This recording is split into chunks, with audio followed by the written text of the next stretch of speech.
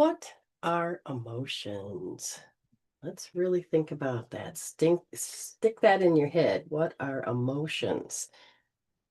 When you begin to think about it, what comes first? What are emotions? I am Dr. Brenda Power, and I teach about the nature of metaphysics. What are we being?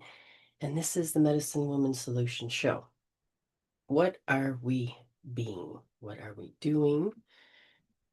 So what is emotions? And emotions makes a big part of who we are as human beings. So give it a think. So write down your answer. What are emotions? Before I get into the topic, just think about it. What descriptive words would you use to describe what is emotions? And emotions, I talk about it all the time, but we're going to define it a lot more. We're going to define what are emotions.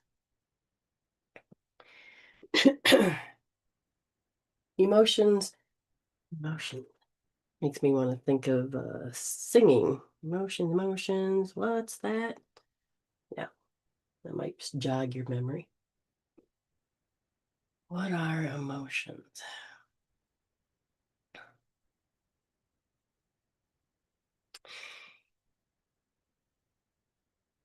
We have them all the time. Can we turn it off? Can we turn them on? Do they get triggered? What are emotions?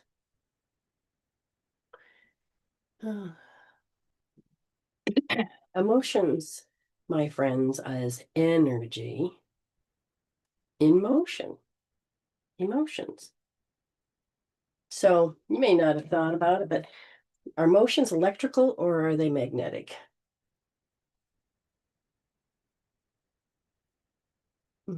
What are emotions?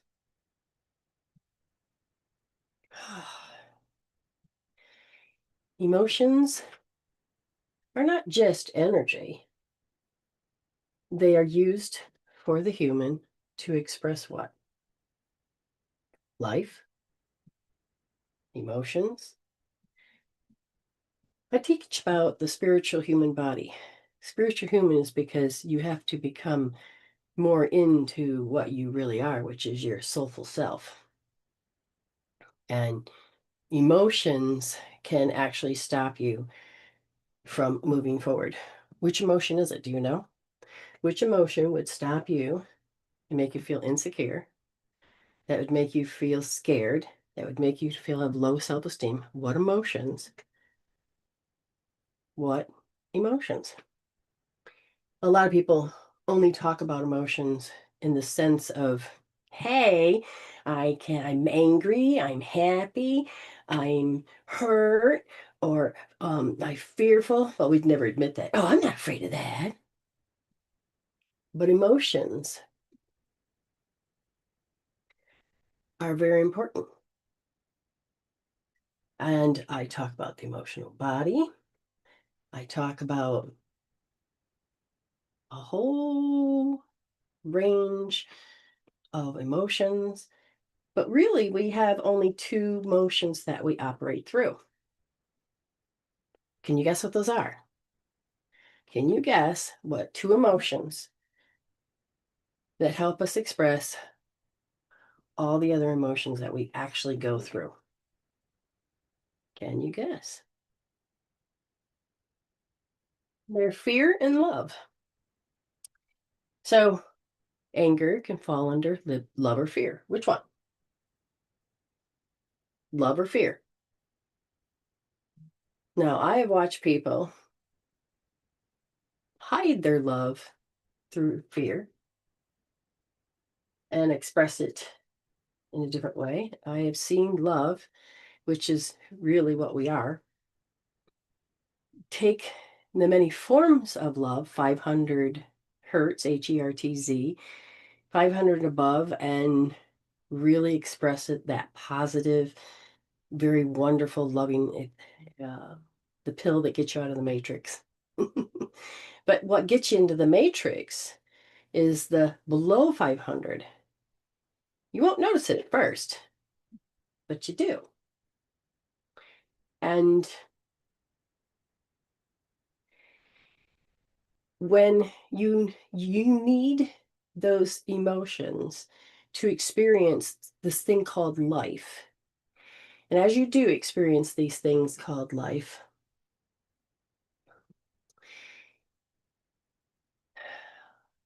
we believe that's our identity. These emotions start to carve our identity. And we live by our emotions to react, to keep us safe,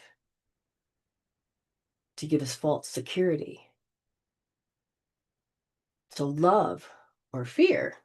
And, I've heard love can be messy, love this. Yes, there's the scale and the range, but love and above can be felt without having to have this identity to do to people, to receive from people about shame or guilt or manipulation, uh, emotions. Emotions are a very powerful thing, and has a body. What do you mean it has a body? Well, you're spirit and you're pure love, and you need to experience who you are, which is love, by what it's not. And you chose the form of this organic computer, this organic body that has the brain as the computer, and it can't run. So when you got a computer, you bring it home, you're so excited, and you turn it on, and it doesn't do anything. What's it missing? It's programs. It's the programs. So you will what? You will watch, observe as a spirit through this organic suit, and you will begin to feel and experience, be blindsided. It came out of nowhere. Surprise, happy, joy, all these different emotions. And your energy field, people go, oh, it's just a body. Aura, what? That sounds stupid. Because you don't know what it really is. You're going to say no. That's not true. I didn't learn that. My parents didn't learn that. It means it doesn't exist. But yet we have mental hospitals, emotional hospitals. We have taken emotional breaks, a health day. People are finally recognizing that emotions and the mental, they cram it into one. You have the physical body, and then you may be spirit, but the physical and the emotional and mental is one. It's not one. It's not one at all. They work wonderfully together, but they're not one. So I've started a podcast, and hopefully, once all of the, what do you call it? The reading, the red tape, the stuff that goes together. I created one on YouTube, and I'm trying to figure out how to put it on Spotify and all that. But the podcast is the trapped emotions, and until I can get all that done, I can't just make the podcast. But I was like, how do I express to the people what is what I do? What is this thing called emotions? What is this thing called that I teach, that I do all the time? And when I'm talking to people, they're like, that just sounds weird, stupid, far-fetched. And when they know I'm talking about emotions, then all of a sudden it's like, don't look at mine. I don't have any. I'm pure love all the time, 100%. And then in the next breath, they're confessing to me how the pain and suffering, and they can't make it stop. And I'm like, but that's what my job is to help you understand you can.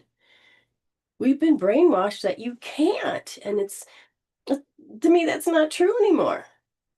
I have spent many, many, many, many years just on the topic of emotions and how we can change it.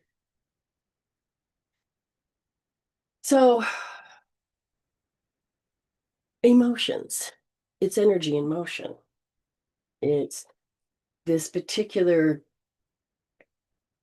waves, because if you understand, we have the ability to collapse waves into particles and make it so, and that it vibrates in a very dense matter so that you can see the form of it. But emotions don't usually have form. Your body will take the shape of the emotion. The body can be affected big time. Emotions. I want people just to know that it's not, don't I have to be afraid of my emotions, or I have to overcome my emotions, or I have to ignore or suppress my emotions. How's that working for you?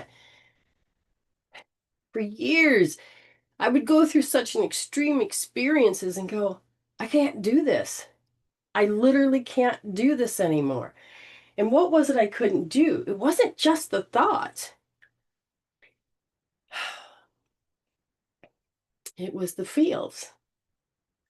And they're a little different than the emotions, but I could feel this energy, these frequencies, the high pitch, the low tones, and I'm like, whoa. And if somebody got angry and they express out instead of expressing in, there's in and out. And it's the way yin and yang speak. It's they can't live without each other. They have to communicate with one another, but there's a great war between our yin and yang. It is, they're out of sync, which makes us be more out of sync. So I want you to really begin to think about emotions. And you may think that, oh, I know everything there is. But emotions are complex. They're mental. See, they're separate from the mental body or the mental, the thoughts. But the emotions are mental and physiology states that arise when something in your environment feels personally significant. So you have to take it personal. It has to get your attention. It has to, what? What? Because people have feelings and emotions all the time and it won't alert you. But it is, what does your soul want you to work on? You want to get out of this karmic wheel, the karmic debt, well, you have to remember you operate through perspectives. And I like the kaleidoscope. It's not one perspective. And it can turn and it can change. It has the same material, but to see it in so many endless ways, that's the quantum field. So the kaleidoscope of perspectives, or the kaleidoscope of life. I teach all about that. I do my best to use analogies so that you can experience what that means. So you can create pictures that, you mean I can be in charge of my emotions? Yes. You mean I literally can do something to make this impending dude stop? Yes.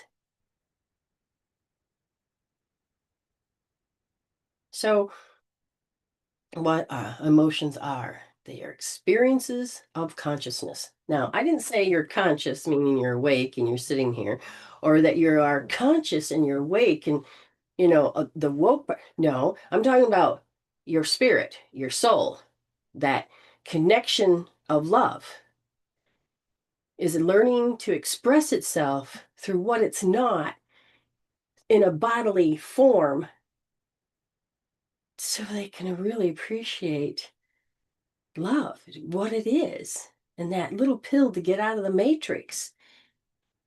You can have love, you can be love, and we fall in love, and we can get out of the matrix, but we don't know how to stay out of the matrix. And we don't know how to build a new world. So we're in a state where a grand convergence is happening and people are waking up, and that's important. It's super important. So emotions are mental because emotions can be zero. They can be neutral. They are natural. And it's whatever we choose is the operator, whether we're observant or we are this over identification of matter, and all we do is feel and think and feel and be on this wheel that creates the karmic wheel to stay in one perspective, or constantly fighting to get in and out of one perspective.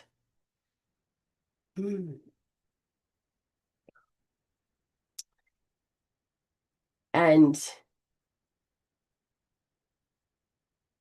emotions, you have love or fear. And as you as a consciousness spirit, your experiences of consciousness, and if you look at Hawking's teachings, it's the level of consciousness through the expression of emotions from 0 to 1,000, and that is 500 is in the middle, and below 250 is like the worst. And then it makes emotions like this. Casey says, I have been going through it. Can you please help me? Are me and Zach truly over? And this comes from asking with the emotion of pain and suffering. And that is an option. If she were to say, okay, if I stop focusing on that and stop over focusing on that, and I actually take care of the emotion, I can get my life force back and I can see more clearly with this relationship. But right now, her emotions are going to be everywhere. And her emotions are going to make her go down this spiral pit of hell and be in shit show after shit show. And all I can tell you, Casey, is that you have the fear of being you without him. And we have to identify, this is us, this is us, this is us. And it's okay to ask those questions. Oh my God, are we over with? Are we truly done? These are emotions. And if I were to say, if I were to ask in the deck of cards, so I made a soul deck and it's just for these particular kind of questions.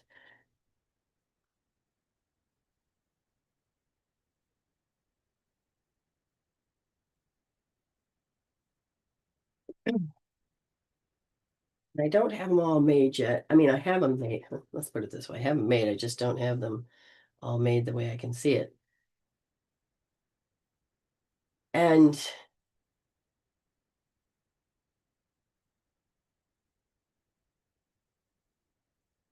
so you're in the process. I drew a card that says you're in the process. You wanting to be more you.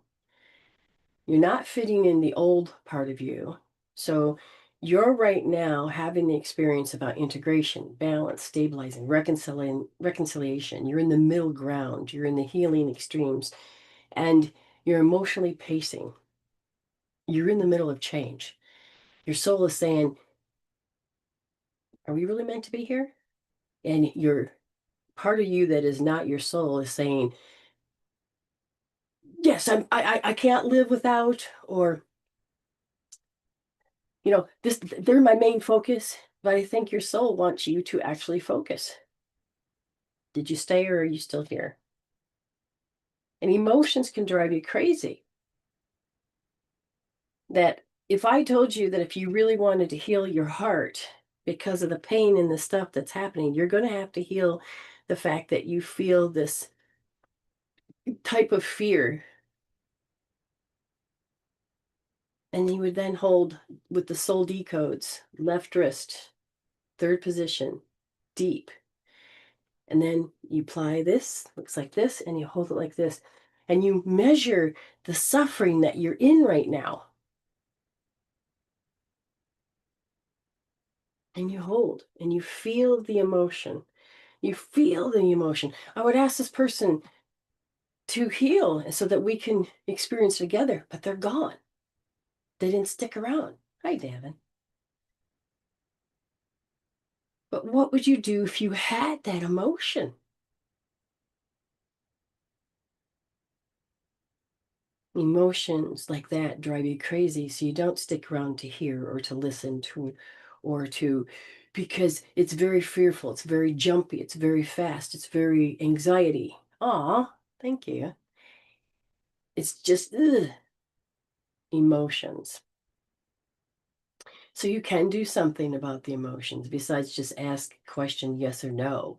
And nobody wants to hear the negative. They just want to, everything's going to be all right. But you got to learn how to process. You are a consciousness. You are spirit. I'm not saying you're God.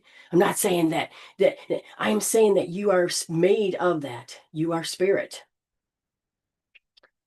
Emotions are experiences for consciousness. They're bodily sensations and behavior that reflects how meaning of event or the situation makes you feel so that you can understand to be this particular feeling. So, what are emotions? In a moment or two, I will get to the readings, but those feelings, subjective experience, cognitive processing, expressed behavior, and physiology change. We know the physiology change, especially the ones that put us in shock. The ones that we're in stress and fight and flight and freeze and fawn and fornicate and flop. Unprocessed emotions become trapped emotions, become emotions that are unresolved continued stories. Because if you understand when you have words for you, what's going on in your environment, it becomes your story and you're going to stick it to it. This is who I am. But your emotions exist. They help you stay safe, survive, and thrive. They signal rapidly. They're telling you what matters to you. But if you don't know how to be love, the spirit, the consciousness, and you don't know who you are and you don't remember it, but you only remember the experiences. So spirit looks through the lens of the ego, the electromagnetic guiding omni-apparition, and looks through it. And it looks at life and then it goes, oh my God, and felt the emotion that they started to wear the event where they got stuck in that perspective. And you're constantly feeling, and all of a sudden fear, and if you've ever had one, you would then notice it takes you to the end of your timeline, the conclusions, and it makes you run around with scissors. And because one thought builds on top of another thought, and it just like revs it right up and drives you right into insanity.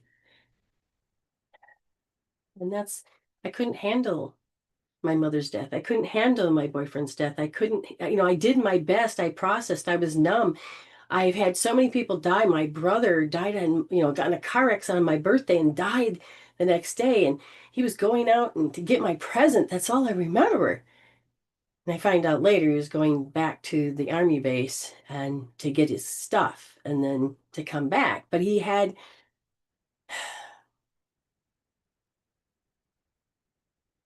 got me a light bright. And I love that thing. But to a kid, we don't have the cognitive skills.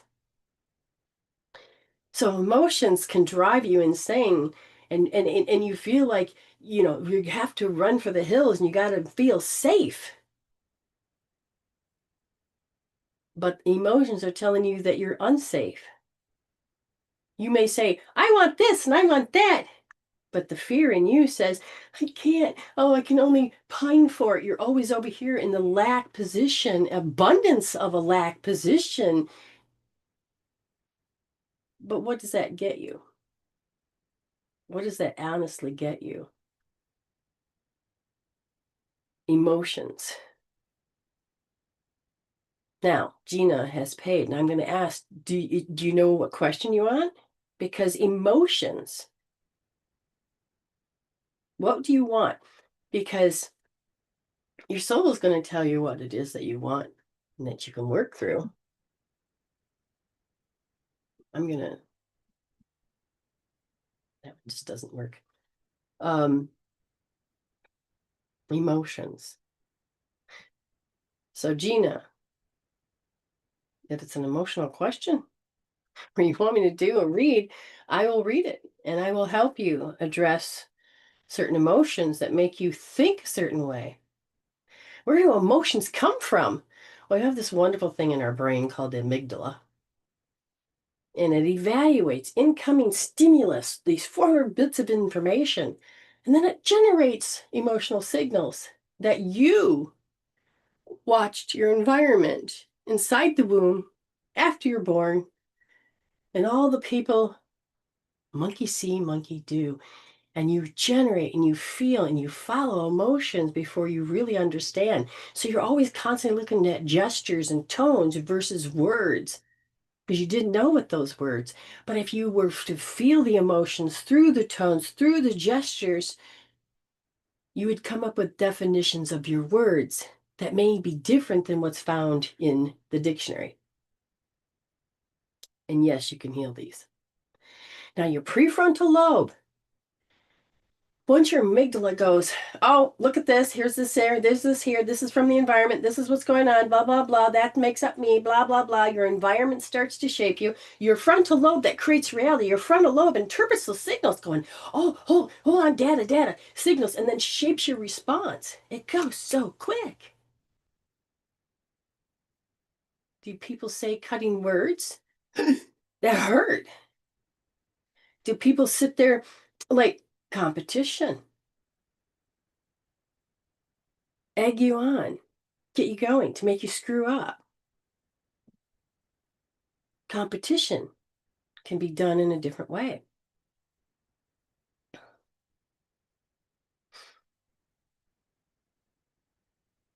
Gina just answered. So let's look at this emotion. I have a lot of emotions. It triggers the chest tightness. Yes. So she was able to experience the physiology response. And is her body stuck in it?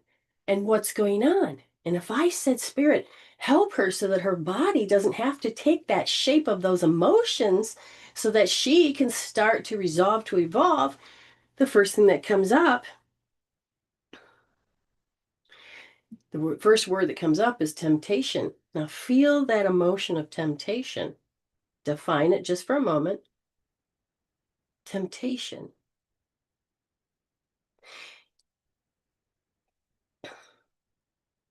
Because as soon as I started to feel that it's like temptation, and I don't know if you had a problem with temptation of feeling that I don't want to be here, whether it's in the environment or with a person or with life. I don't know what, but can you feel the temptation, these thoughts that maybe we don't want to entertain? Because, well, I gotta have to have safety, security, stability, sanity, serenity, and space. That means I need to put up with their shit, or this is the only income I have. I need to be able to eat. I need shelter. I need this. Been going through this for over 10 years. I'm tired. Yes, because it takes more energy to keep those alive. Now, let's get back to Gina. And I will get back to you in just a moment. So let's see. Gina paid. Where's Gina? Oops. Now, I don't know why that's acting goofy. But Gina, what do you think of the word temptation? Because when I hear it, it says, there's so much lofty energy that seems to always invade my space, and I'm just tired of it. That was the other word I heard. That's the only thing about this chat thing. It takes forever to go through. And I'm about ready to give up on this TikTok platform because it isn't working, clearly. Keep saying, it's not working. An appeal. Hi. Right now I'm talking to Gina and I'm talking about emotions, and I'd like to have a rapport until we can get back to her if she understands the word temptation, understands what I said. Now, if you get a reading from me, you will always be able to hear it again and again. Just go over to the Medicine Woman Solution Classics and you will begin to notice, and you'll see the clock behind me. And that in some places you can't see the clock, but that will be your timestamp. You will see your name and then you'll see the timestamp.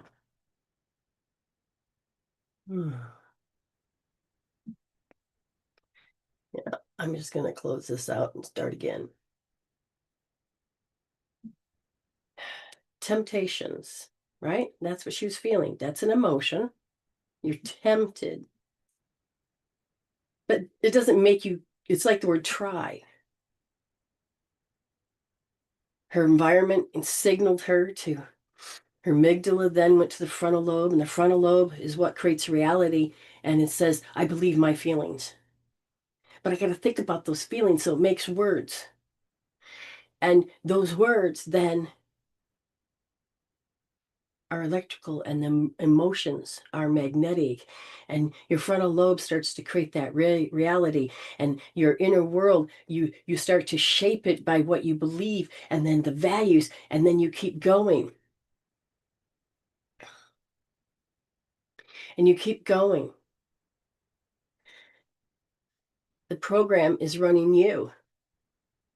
Emotions are automatic, unconscious, and body reaction. You're looking at my subconscious mind, aka physical body. And the physical body, the subconscious mind, controls you. But how did it get that program in the first place? You chose. But a child then just observes how to be a human.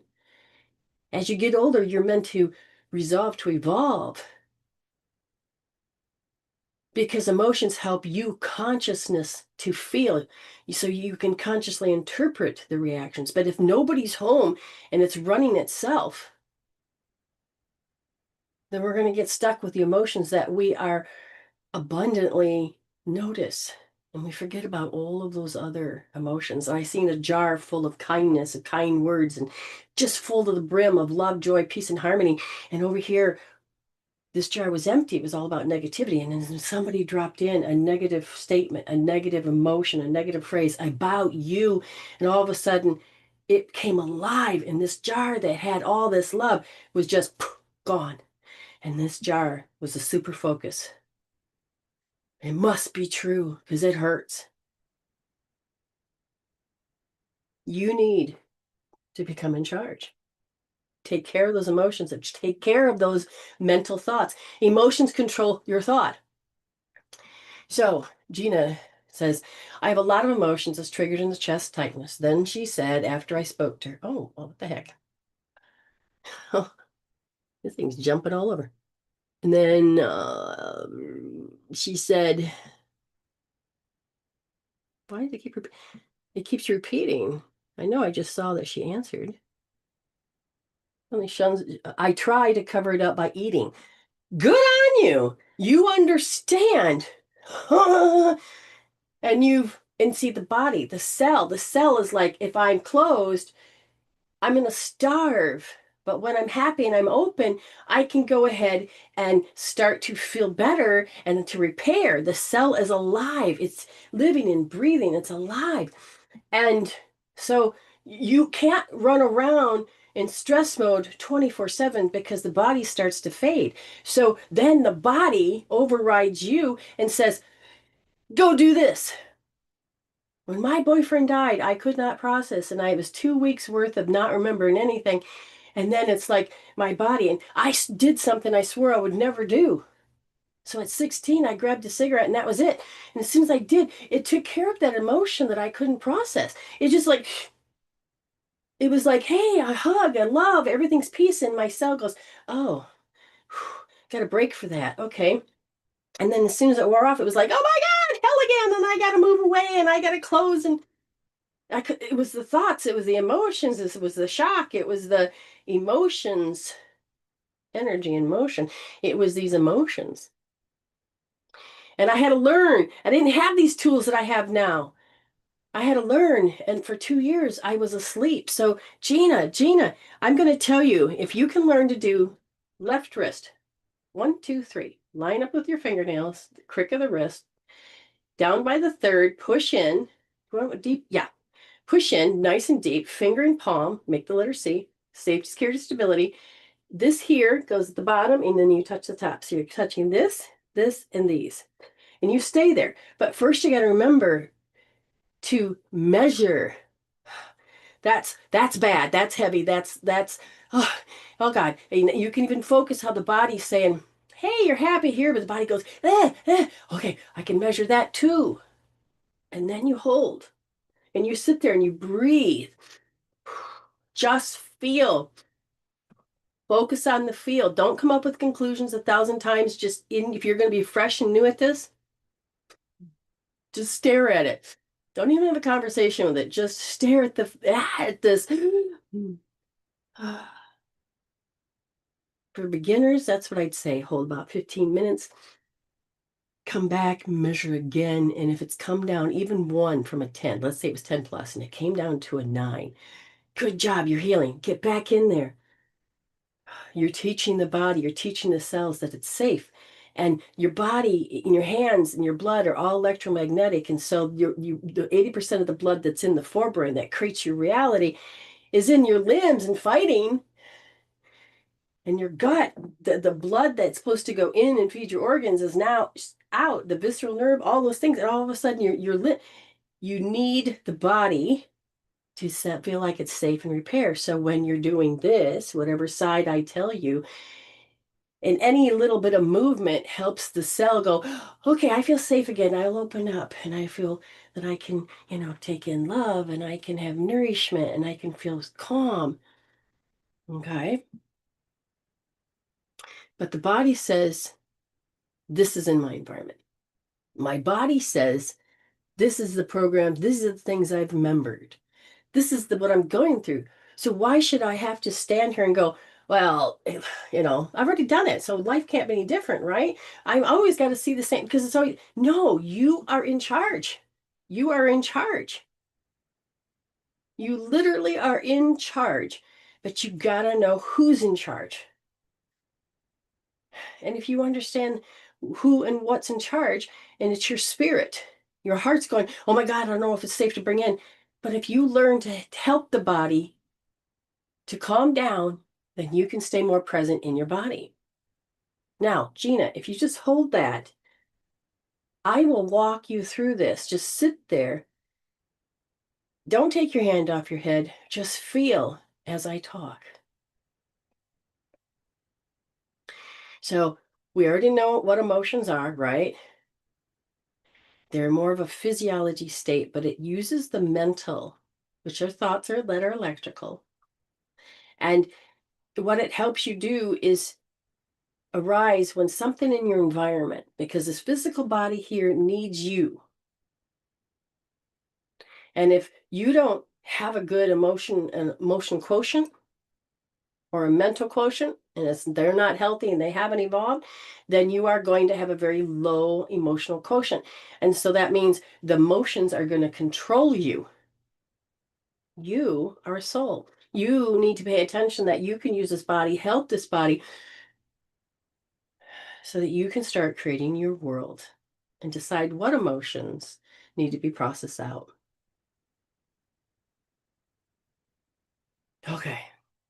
We know that emotions are so consciousness can experience this bodily sensation, these behaviors, and this way so that you can be in this body, you beam into the body, but you also create the body. So the body is the spirit, but it needs to be connected to your higher self. It needs to be connected through the heart of love. It needs to get back in, but who's in charge?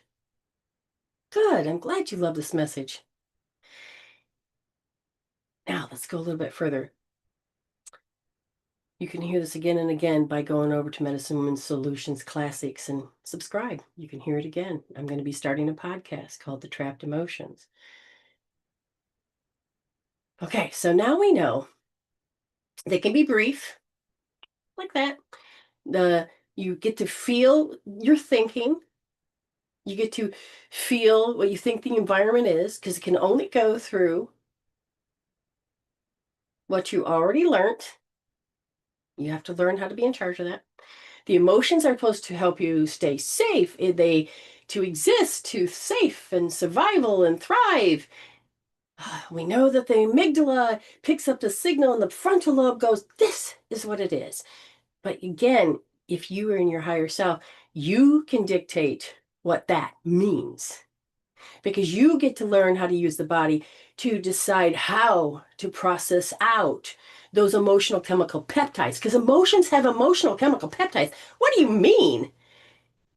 In order for you to understand an emotion, you first have to experience it from your environment and your cells. Let's see if I can get my hand on this. Your cells.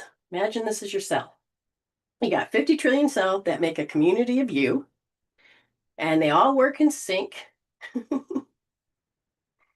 So if you look at this, here you are, you're a computer, you don't really know how to experience life. All of a sudden you feel from somebody the vibrating that in that upset stage. Oh, you start to register that you feel upset. And so then the cell will pick up that vibration and you'll turn this on inside. Certain cells will have the key of feeling upset. You may not have the correct word yet. And then all of a sudden you start to vibrate that and you start to feel and you start to experience it. Oh, what is upset? And you start to look around. Now, as a baby, you wouldn't do that, but when you get older, you're meant to.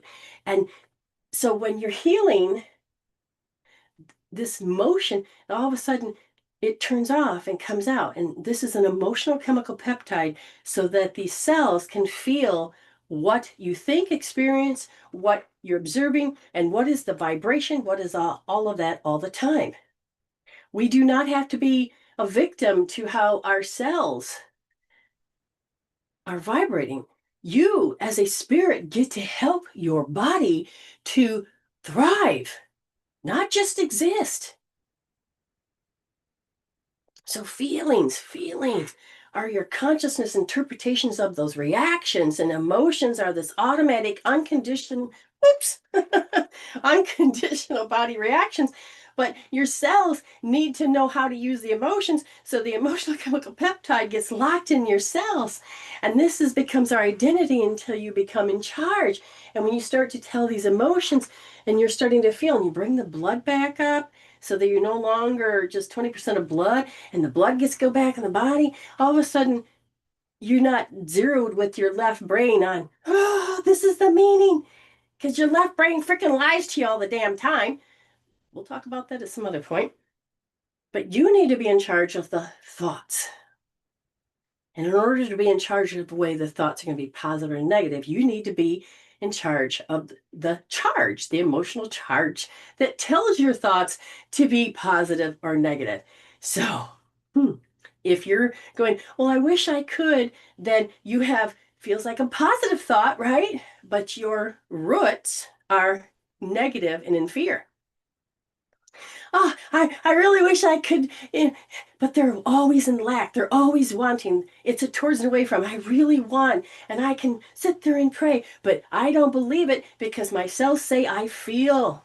This is my story. It's lack. But you can heal lack. You can heal the emotional chemical peptide so it comes out of that cell. And I use SP. We can get you out of there faster, but that's just a fast state. You have to do the work of changing. Why the hell do I have to believe it? And everything is different. Your emotions may be general and standard all over, but it depends on your culture, so your society, your country, your color of your skin, your religion, your inside the family, inside the school, inside. You're only programmed by what you see through your environment. We don't think we can be in charge of our environment because, gosh, dang it, we go through these four archetypes. These four archetypes, we all have to upgrade. We have to raise them so they're not in the negative. That's the prostitute, becoming less than. It isn't about being the prostitute, becoming less than to survive, right? I have to do this. This is the price I have to pay. This is the abuse I got to take. No, heal this so that you do not have to go through certain things. Yes, you are the boss. You have the victim. Now, I have a 21-day program that we're working through because it was created through the Lion's Gate.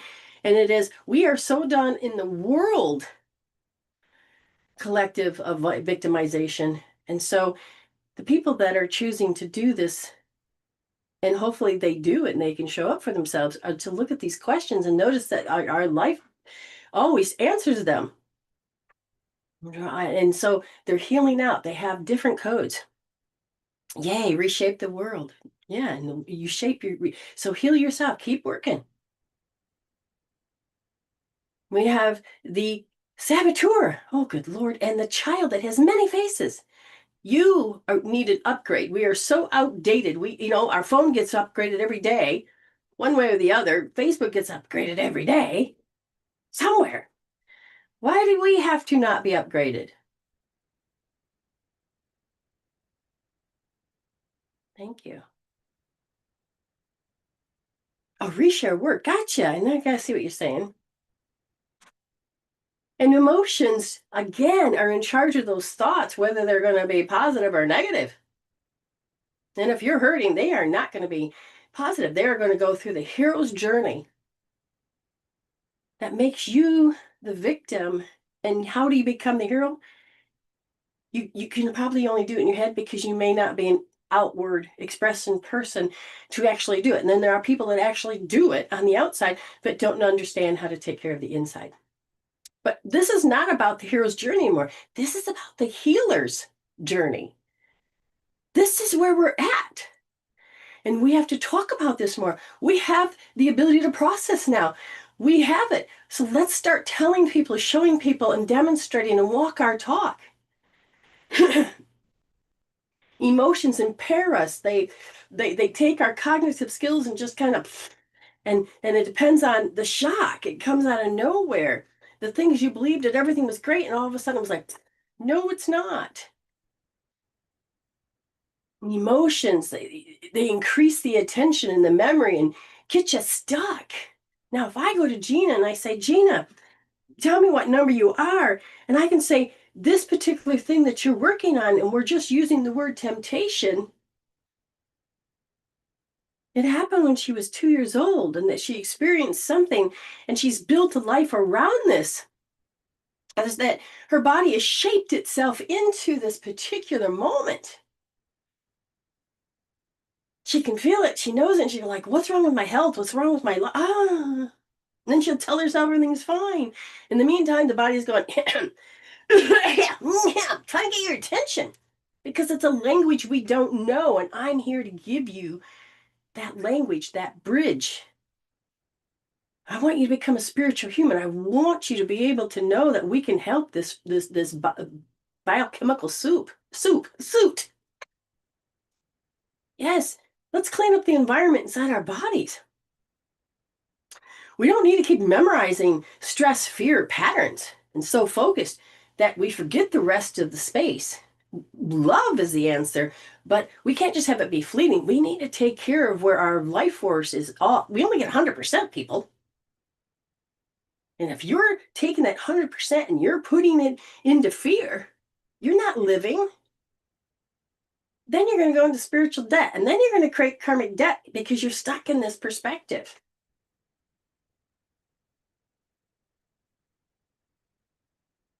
I want you to become in charge. I want you to know someone's home. I want you to connect to your higher self, and I want you to take care of these emotions that just tell your thoughts that you have to be this all the time.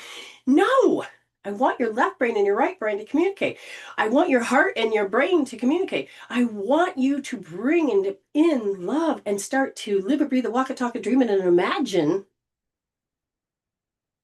at a higher frequency. And you don't have to believe your own BS. Paint yourself happy. If you want a free reading, I'm willing to give it to you. Now, Gina, you paid. I gave a read. Hopefully you held the point. But here's the thing. The Trapped Emotion podcast, that is, I have it on YouTube and hopefully it'll get on Spotify and all that. But the Trapped Emotion, go subscribe to that too. We are going to start defining words. And we are going to look at our body and see what it's doing. And we can see then our inner world creates our outer life and how we have to collect proof. And we're going to use soul decodes to hold so the body can sit there and go, I don't need to hold this. The body like, oh, so it starts to get rid of the charge.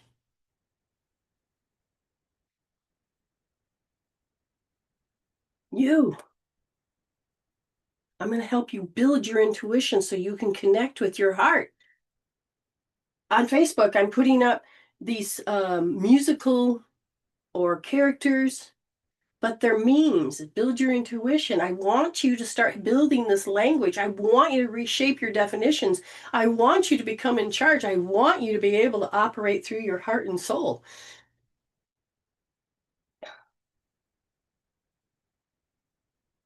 I want you. We're going to take on the next person. It says, paint yourself happy.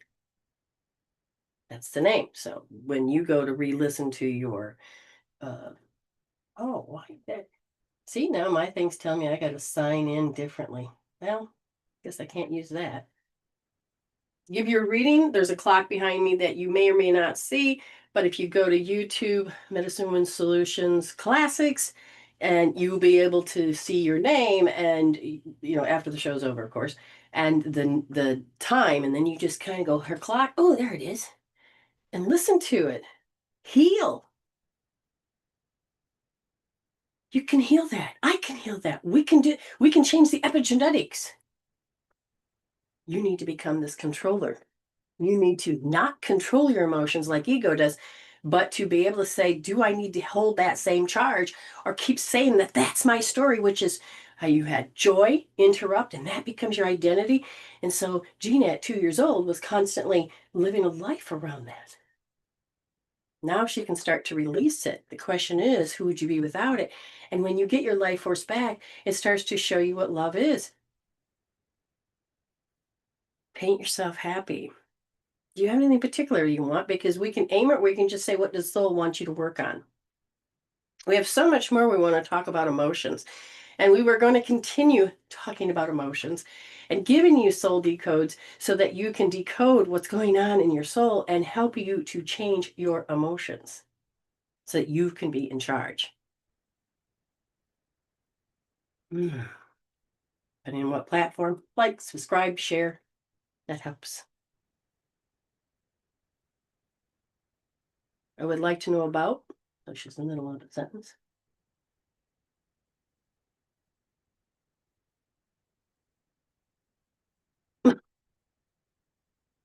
I'm not sure. I'll begin though.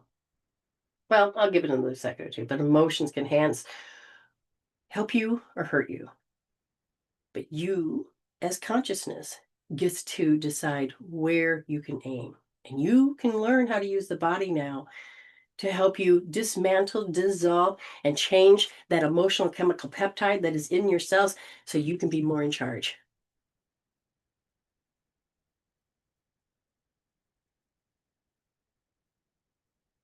You can heal. It is my whole life now. I've poured everything into it. Okay, so I don't know if they cut something out. It just says, I'd like to know about, and then it says, it's my whole life now. And I think it is the domain name of who you are. So are you advertising or did you want a reading? And so you are learning skills about paint yourself happy. It's about, this is who I am. This is what I'm focusing on. So if that's a good thing, what kind of reading do you want from me?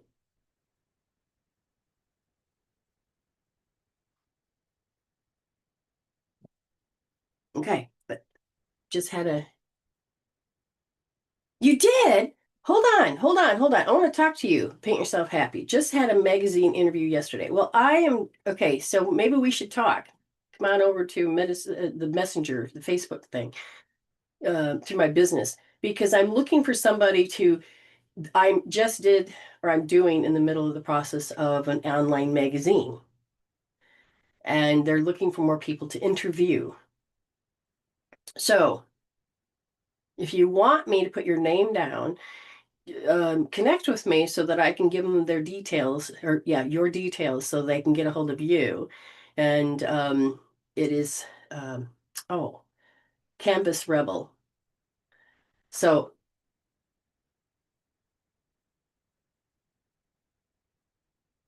oh, it's Josh. Hi, Josh. Yes, yes.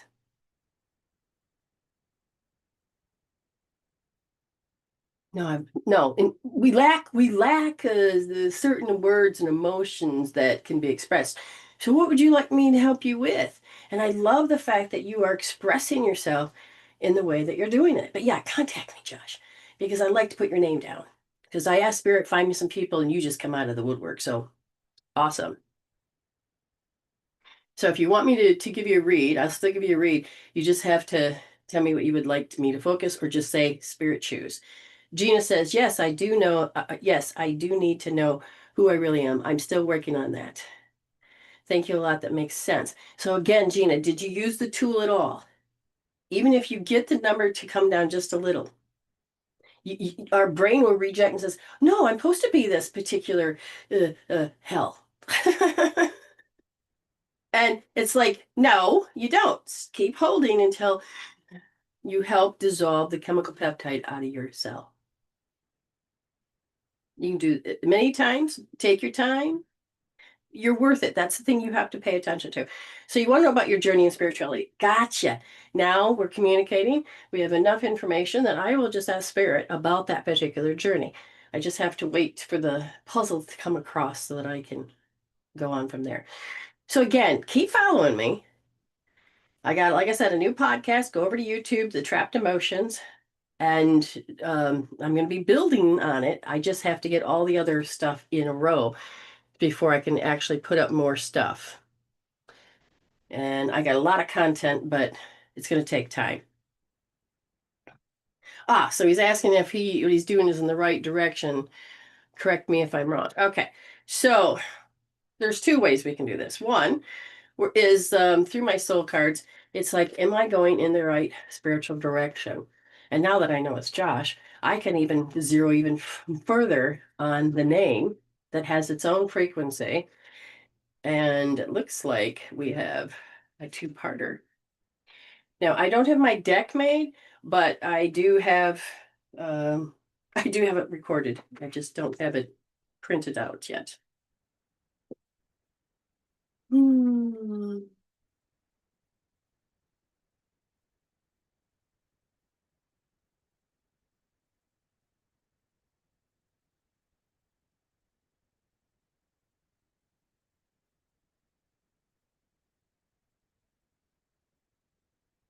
Okay, now, hmm,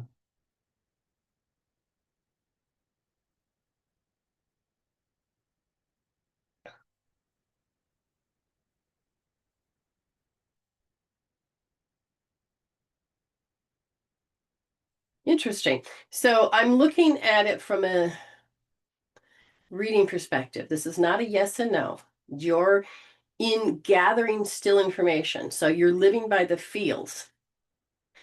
And so the feels have always been based on ego telling you if it's right or wrong. Okay. And you're doing your best with the way you're painting and the way you do things, is that that's what you're communicating with spirit. And this is where it feels yes. But your ego comes in and makes you doubt, the seed of doubt. And it doesn't allow you to express the way you want to. Feel safety and security. So you have an issue that's saying, the path is clear, the path is there.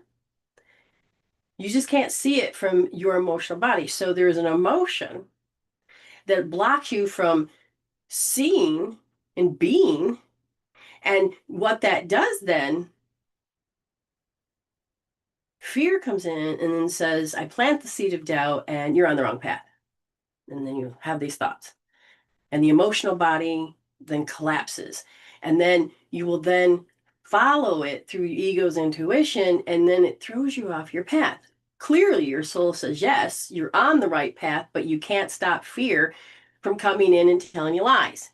And so you trust your left brain, you trust it, but that's not the truth. Spot on. Yep, it does. Okay, so we have to decide. Um, so like I said, two, these aren't the cards, but these are my standing cards. And the other card, so one side says yes, the other side it's the wrong path. But it's the ego that's telling you the lie, and then all of a sudden you get shaken up, and then you get back in it, and then you don't trust you. I feel like you make great works of art that you keep doing over and over and over and over because fear tells you to, but you want to just be finished with a piece and move on to the next, and you know that you want flow. So your phoenix is flickering. It wants to come alive again. And you saying, I'm done being stuck. I'm ready to move. So yes, you're on the right path, but you're believing the ego because the emotional body is out of alignment. And so let's go take care of that.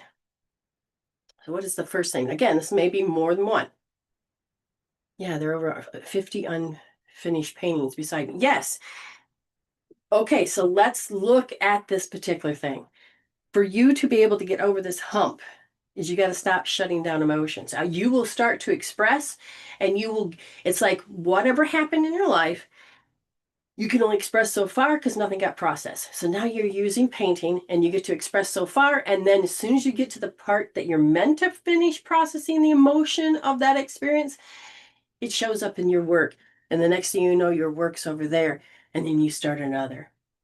You're stuck in this cycle. So let's begin to heal this. What should I give Josh?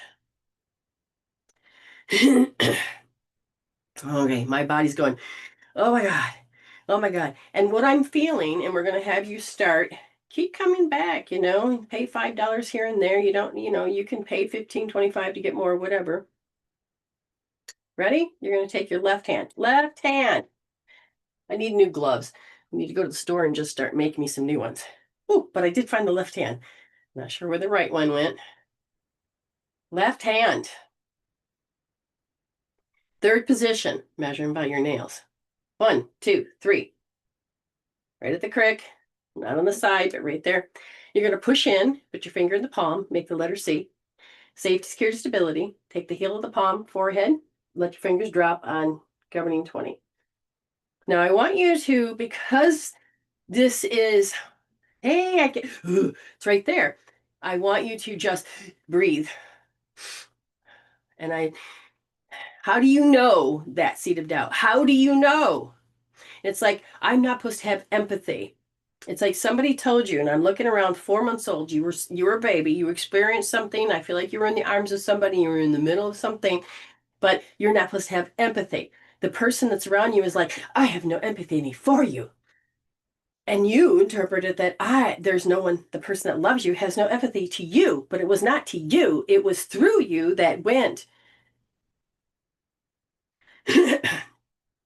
And so I look like they're showing me pictures of how your mother or whoever it was, the body's like going, oh my God, I'm never going to get help.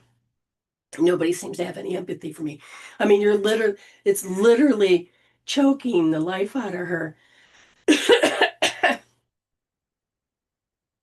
I don't need to know that real, okay? And they said, so you will go along, paint, and you'll get to that stage, that stuff that went through you, and then all of a sudden you have no feelings for this painting anymore, no empathy for this painting. You can't, it's literally like this block, but it may not show up into your thoughts or anything like that, but you just know. Hmm. So let's heal how you know it. Now you got many other points, but we need to get you over this hurdle. So you're going to go, no empathy. Okay. That is an emotion. No empathy. What does that mean? What you're going to write down, what does it mean? And then you're going to look it up and then you're going to heal. Like, what is it? How do other people experience no empathy? Google it, AI it. But then you're going to start to begin to notice what you can't see. And you're going to be building this intuition of going, it's not that it's a truth and it has to make you stop. You're going to go, I'm going to heal this. And every time you see it, begin to always go back to this point until it gets down to zero. And every time it gets down to zero, it'll show you another sliver of this perspective. These are layers. Keep going. And then you'll start to feel free from it. And maybe another thing will show up because I see what's also tied to it is the body is saying that I can't be grounded. I'm scared. So you got two things happening. So you can go over to R1S, right wrist, first position, soft, and hold it soft. Again, here and here, and measure, hold. Okay. All right, Josh. Hey, yeah, get a hold of me so I can get your deets and I can pass it on. So if there's anybody that has a small business that wants to be interviewed with an online magazine, they have an article that you can put up as well as an interview, which isn't very long. And it is not on Zoom, it is voice and audio, a podcast. And if you can help me out, and if you know of other places that want to interview people like me, then give me a shout out so we can walk each other into the next wonderful phase of our life. Okay, you're welcome. We're always in progress of working, Gina. It says, this is the thing, when your soul finally says, I want to know who I really am, not who I'm told I'm supposed to be. And I'm still doing it, but I am more confident of who I am. But I also am getting my energy back from all of my soul's work and all of the epigenetics. And I'm learning how to balance out my aura. But what if you keep soothing the body and its emotions, but the body doesn't get better? Okay. We have stages of healing. Okay. I'm supposed to have scoliosis. Don't have it anymore. I'm supposed to have a severe lung condition. I have a lung condition or a throat condition or what you call asthma, but it's not severe anymore. And these are hooked to the really deep rooted ones that you had to build a life with. And you heal backwards. And you'll get to stages where, well, like I knew that I was not supposed to be married and live that life I had because I was done being in that emotional state I grew up with, and I was working on my little self where it was always gaslit. And it's like, I didn't know what it was. I thought that was love. That was the language that I saw in my environment all the time. So as I began to heal the pain and how my body would just be in a state of shock, or my body was in that stress mode. Now, my mind may not be in it, but my body is saying clearly, I built a life around this. I never resolved it. And the more that I keep looking at the words and the emotions, like last night, my body was acting weird. And I thought, what the heck's going on?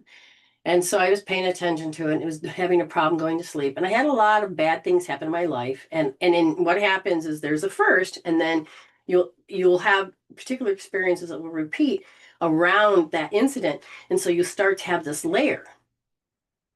And I'm 59 years old. And so I'm listening to my body. It took me all the way back to when I was 13. And the part that I could not work through, because I know everything that happened. I know what the incident is. But last night, I said, so body, talk to me. I'm going to teach you how to talk to your body. I'm going to have you talk to your littles, your shadows, and your mask. Aw, thank you, Josh. And my body, as I'm laying there, I'm about ready to fall asleep. You get in a hypnagogic state, and that's actually a good state if you begin to listen with your spirit.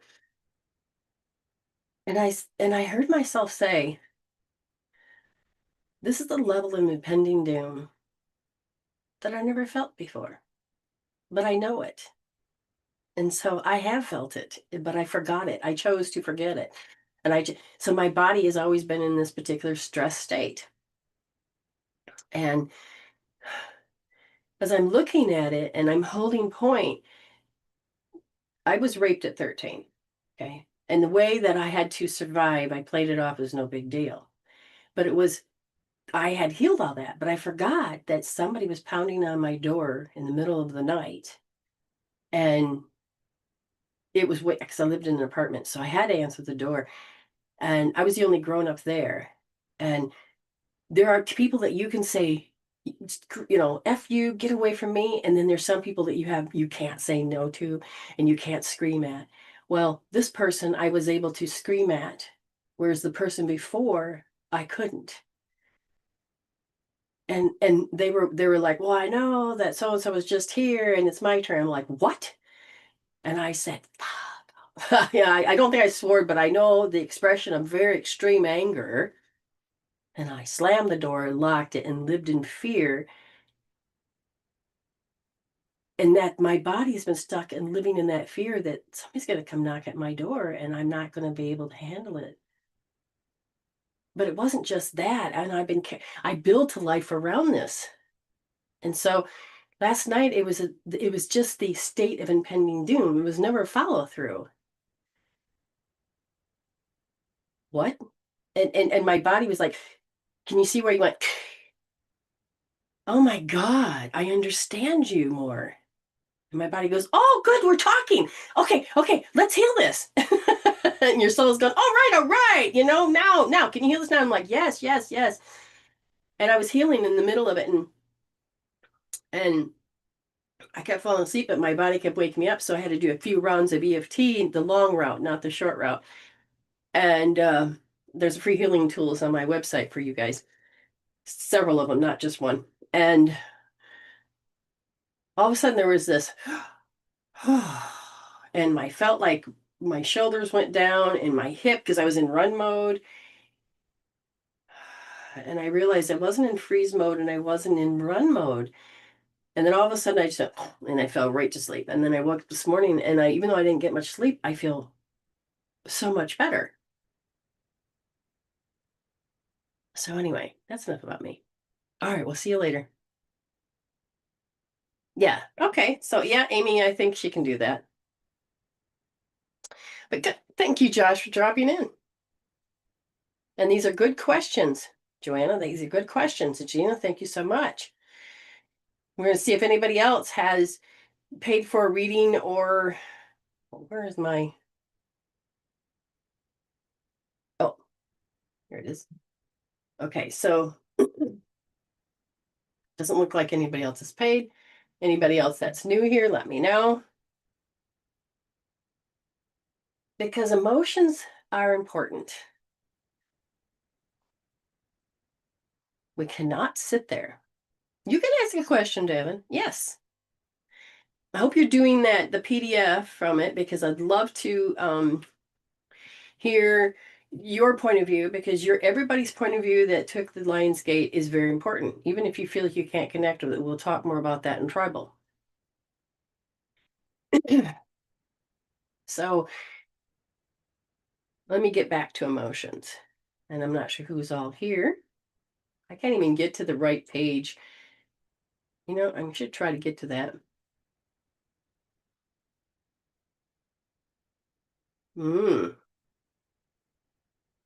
There's Teresa, Lisa.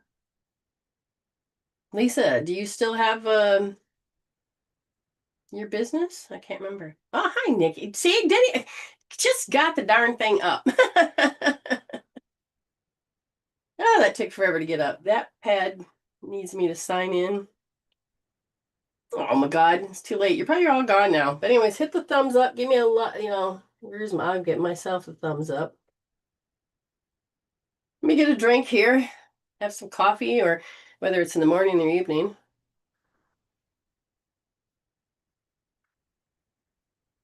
Okay. So Davin asked, I think you said I didn't have depression, but my sister keeps thinking I do. And then Devin says, I don't really feel that happy still in my situation. Well, you have to connect with that emotional body, and your emotional body is not connecting. So you feel emotionless. And so emotions are super important for Davin. Because when your brain and you and have decided your soul come in that you are not really connecting and building up that emotional body, so connecting with people can be very hard or difficult. And this has to do with you choosing to want to be in the present state, the age you are now. And that's what I refer to as the fixed state. So if I asked, Davin, is your spirit connected to your body? 100%. Yes. Is your heart connected to your, yes. So let me ask, what part of you? And they said, you're learning about the emotional body. I said, is the emotional body connected? Yes. I said, tell me why it seems like there doesn't seem the right amount of emotions or communicating with the definitions. And it says that your body had learned to be in a state of alarm, but it's so numb now and so used to it, it's like you're not phased. I asked, are you in a state of depression? Not necessarily. You're in a state of,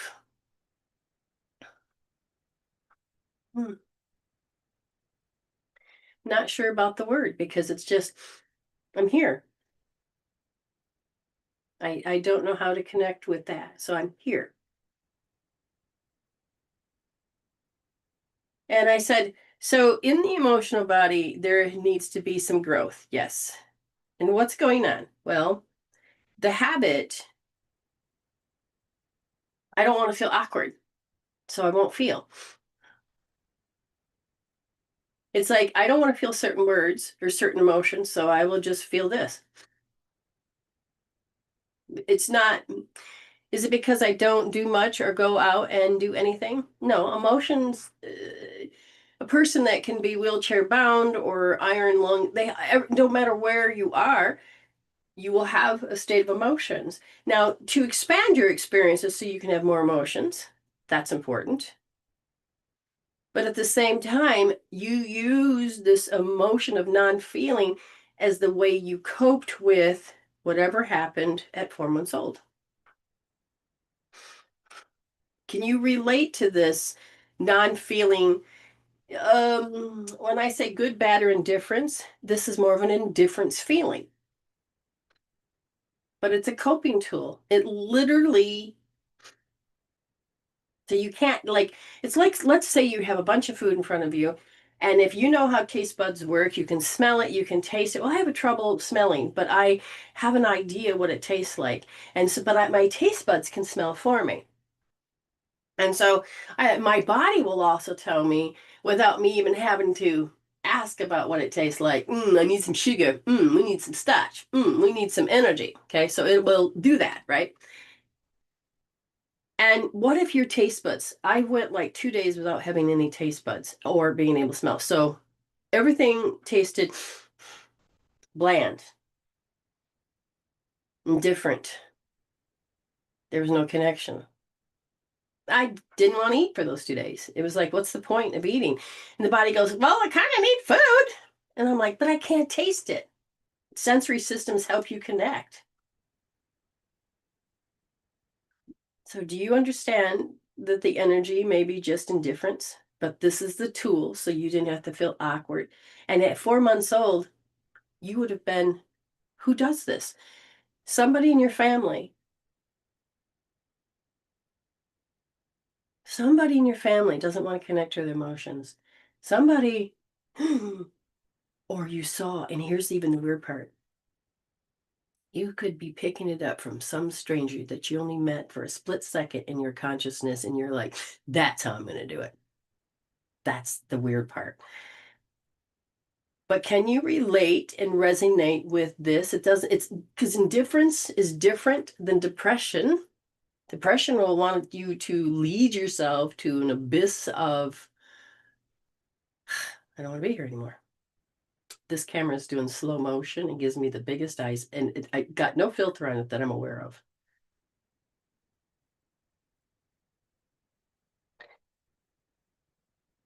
Indifference. So if I said, are you willing to heal out the safety blanket indifference? It says no. I said, so what can her soul do? What can her soul do? Well, I can keep telling you to heal. So what is your soul telling her to do? And it feels like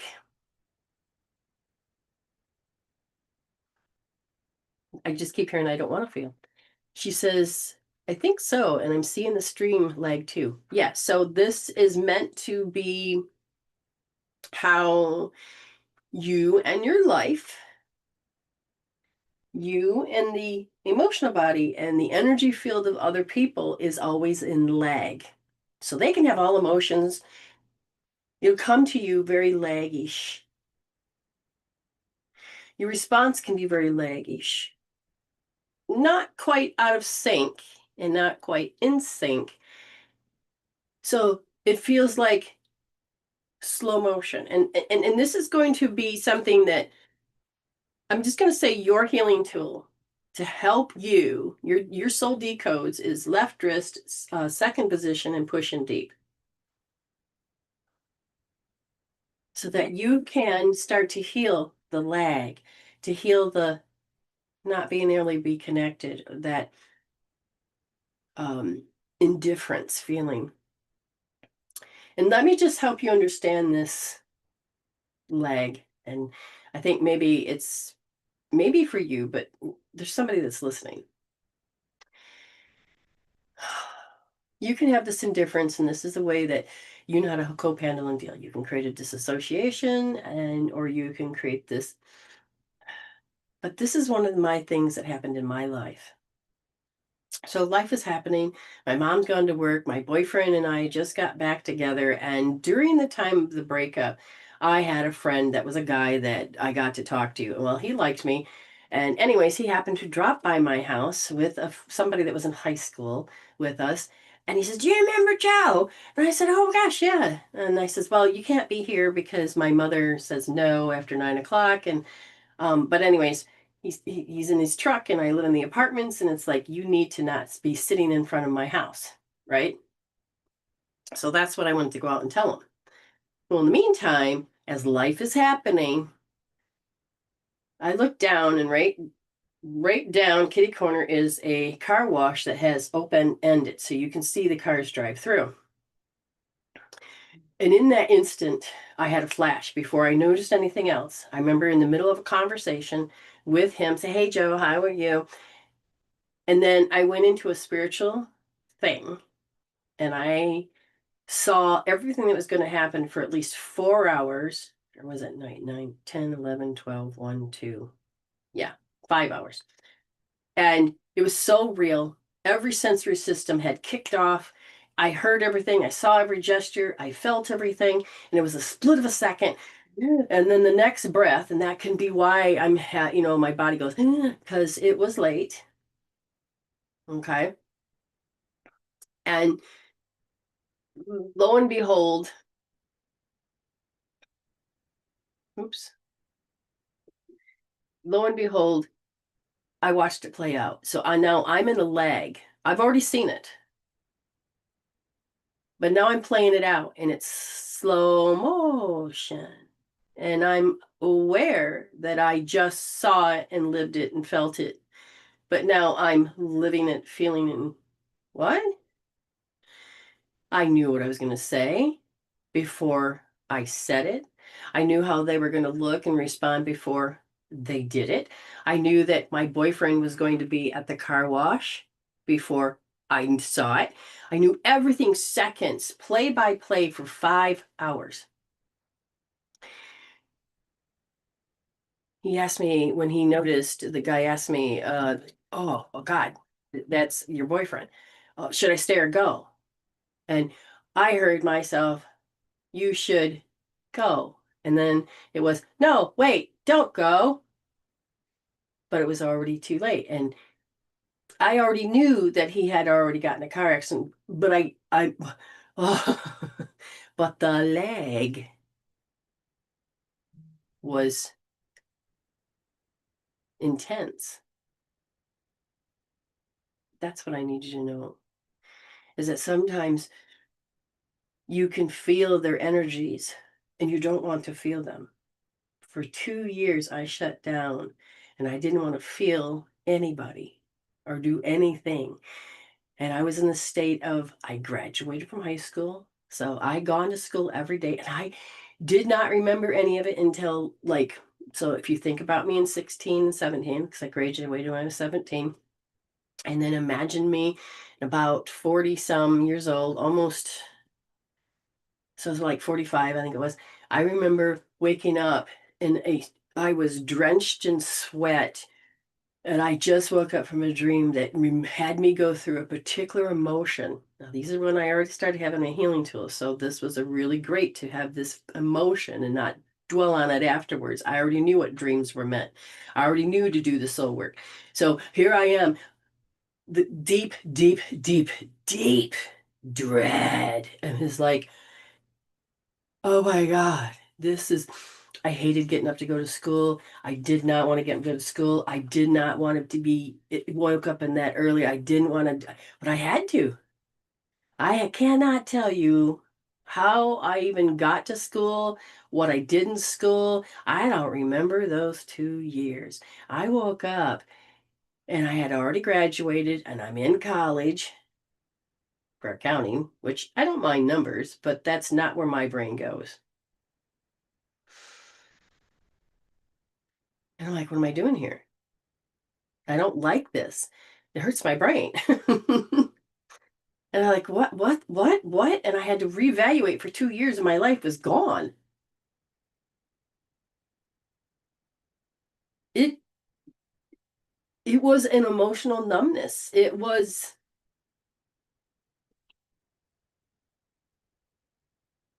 so yes, I know that those certain states, yours may be different, Devin, but I want you to feel how this is how you feel. But you're doing it to protect yourself because you had experienced somebody else's emotions that were all over the place. And the only way you can handle when somebody explodes might be that way. Okay? It might be that way.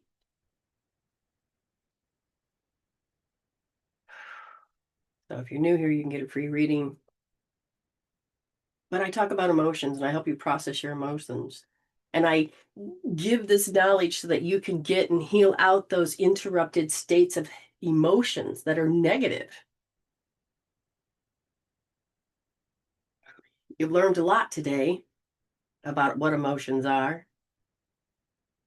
You learned that they're experiences for consciousness, that spirit, that love. So you can have a body sensation and create behaviors with these emotions. And those emotions can control whether positive or negative. Or if you live in lack and you're doing it towards and away from, you know that that part of your brain picks up the signals from the environment. And if you don't know how to handle the definitions of these emotions, you need to begin now, because your amygdala can pick it up. But if you help your brain say, this does not have to be the program, I do not have to always respond this way, and you start using soul decodes to be able to decode what your soul is saying and actually help the body that's housing you. And body consciousness can be all by itself, but it can't exist until you as spirits start to take form. But you're the one that's in charge. This is why we have to become a spiritual human. You literally need to become that next state. You understand? So the question is, how do you create your reality? And if you're in a stuck state, your frontal lobe is always going to create what your program told you. But you can disrupt that by taking care of the emotional chemical peptide that's tied in your cells. And you can retrain your frontal lobe.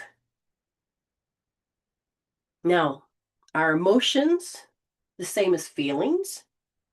What are your thoughts on this? Are emotions the same as feelings? We talked about this too.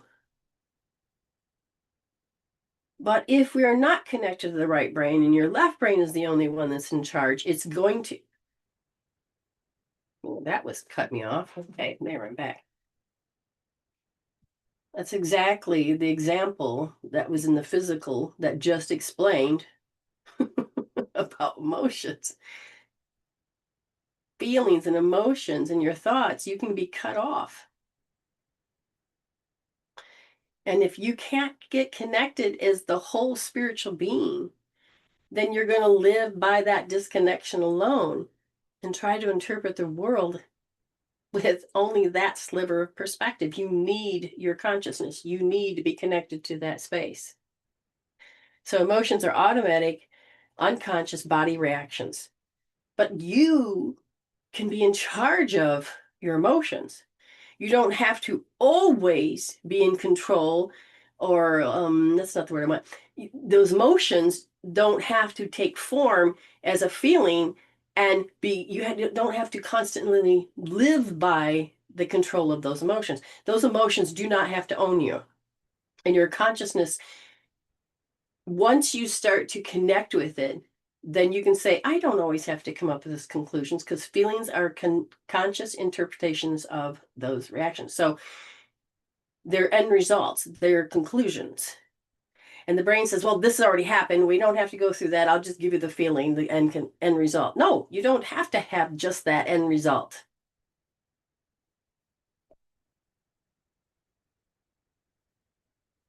So if you reshape your thinking, you can reshape your body and your life. But if the emotions are in the root of those old thoughts, then you can't manifest and reshape without having to try to force it. No, go to the root, take out the emotional chemical peptide out of the root of the story. How you know your story. Finish processing what you couldn't process before. Get that closure you need. And we use it by using tools, and success hope therapy and SP source points and EFT can help you.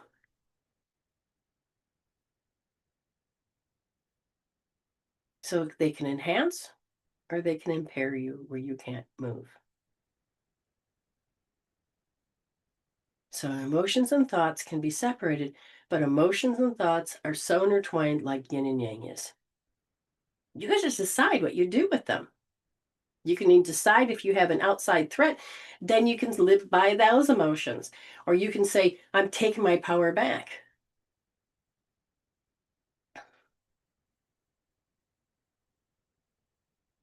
So emotions can shape your thoughts, but you don't have to believe every thought you think. But you are ready for closure. Stop living by the end result, by conclusion, by, what do you call it?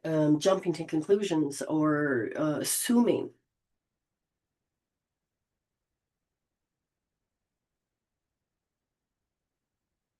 What are your thoughts? All right. We're going to go get our next guest because they have paid. And every week she's very devoted to growing and dedication of her soul. And that's amazing. Oh, we are going to get there. I cannot seem to, there it is. Oh. We have to interact with this life, and some of the things we have to do, we can either see it by dread, or we can just go, oh, it's part of what we're supposed to do, or we can interrupt that process. Say, I don't always have to go through all these hoops. You can be in charge of how your inner world creates your outer world. You literally can become more in charge. I'm so red in this camera down here. Let's go open this up. There she is. And we'll bring her on as soon as the link gets through. Now, it's interesting because somebody says, okay, well, you just talk about emotions. Now, there's no, you don't have to look anymore. And it's like, no, you don't have to teach anymore. No, there's a ton of stuff that you need to know. Devin says, I was curious though, can spirit know our purpose if we were to ask sometimes? Your soul already knows that you have a purpose. It is about your soul's choice point. I'll let you in just a second, Amy. Well, I'll let her in now. So, hey, she's been on this path for a while. Let's see if she's learned anything. Am I going to put her on the spot? Yes. So we're going to ask this question. And we're going to ask her as well, because I could so easily answer this, but let's see. She's been on this journey for 7 years. So let's see. Hi, Amy. How are you? I'm good. How about you? Good. Now, Davin has a question, and I love Davin's questions. And Yes. I could so easily answer this, and I started to, but let's let the viewers know that can you see differently than you saw before? Here's the question. I was curious though, can spirit know our purpose if you were to ask sometimes? The spirit always knows our purpose because spirit is who we truly are. Our ego is what, oh no, maybe I shouldn't do that. Oh, oh God, no, I can't do that because this person tells me, oh no, they're telling me how I'm supposed to see myself. Awesome. Spirit is telling you go for it. That's why I'm here in Australia, because my soul had this purpose of learning deeper and being connected on a different level in a different energy field. So when you get an idea, Davin, go for it. Don't, oh no, mom might not like that. Dad, oh no, they aren't going to like that. Yeah, shush, shush, shush. Right. Okay. Do what your soul is telling you. Okay. So if you're just starting out, so she says, I've just been wondering what I'm supposed to do because there's not many jobs here for me. Now, I will tell you, she says, even if it's an idea inspired by someone, ooh, we'll get to Yeah, that. That's part of the question there in just a moment. Um, So her question was what you just said, so we can get the audience back into play. And you were saying, just go for it, even if it's your idea. And then she said, even if it's the idea inspired by someone else. Yes. yes, If you yes. feel that spirit is speaking to you through someone else, now you have to be really understanding that, yeah, it could be their idea. But if they're telling you that you should become a firefighter and you're like, what? I was told to become an accountant. And I did it because I was told. But that wasn't me. But I also then looked and have seen how somebody was a healer and I was inspired. And somebody said, hey, maybe you should be a healer. And I'm thinking, I feel the calling. I don't think there's many jobs out there for it, but you know what? I'm going to go and create myself one. And I did. What are your thoughts, Amy? Yeah. Um, it's creating those things for yourself, even if it is someone else's idea. Um, I had always had the dream of coming to Australia, not necessarily to Brenda and Ellen's house, but coming to Australia ever since I was a little girl. And then all of a sudden, one night on one of my lives, Brenda said, you'll be at my house next Christmas. And I'm like, whoa, wait, what? See? And so that so yes, when it is someone else's idea or they put that earworm in your ear, go for it because that spirit speaking through that person. Right. But you got to know the difference between spirit and ego. Do it because somebody's going Between, to oh, get it you done. have to do this. Right. And Exactly. oh, oh no, I need to do this. It's So let's go a little bit further. Because it's like I almost feel as I'm supposed to create my own business of some kind too. Now, I always had people that told me nobody's going to want this. It's stupid. Nobody's doing it. And it was always discouraged. But my soul said, what can I learn about it? And yep. so I learned and I learned and I learned and I learned and I learned. And all of a sudden, I started to become and start already to doing. And the next thing you know, I'm creating a business by just talking and saying, hey, I learned about energy.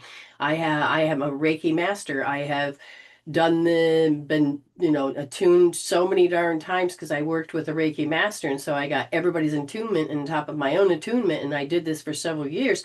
And then I started studying all kinds of what is energy. And then it went down the science field.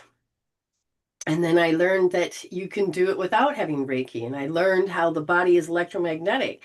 And it formed my job or my career. My vocation created itself because the love for it became a strong conviction. And I just went for it. And I didn't know what it looked like, but somebody wanted what I had to offer.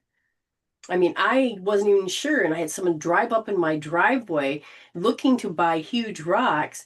And Spirit said, give her your personal packet. And I'm like, but I have fear. Spirit goes, fear or love? Hmm. Went in, I said, hey, it says, I don't know if you're into spirituality, but if you are, here is the information. The next thing you know, she's come back and she helped me be my first student. She helped me to be my first client.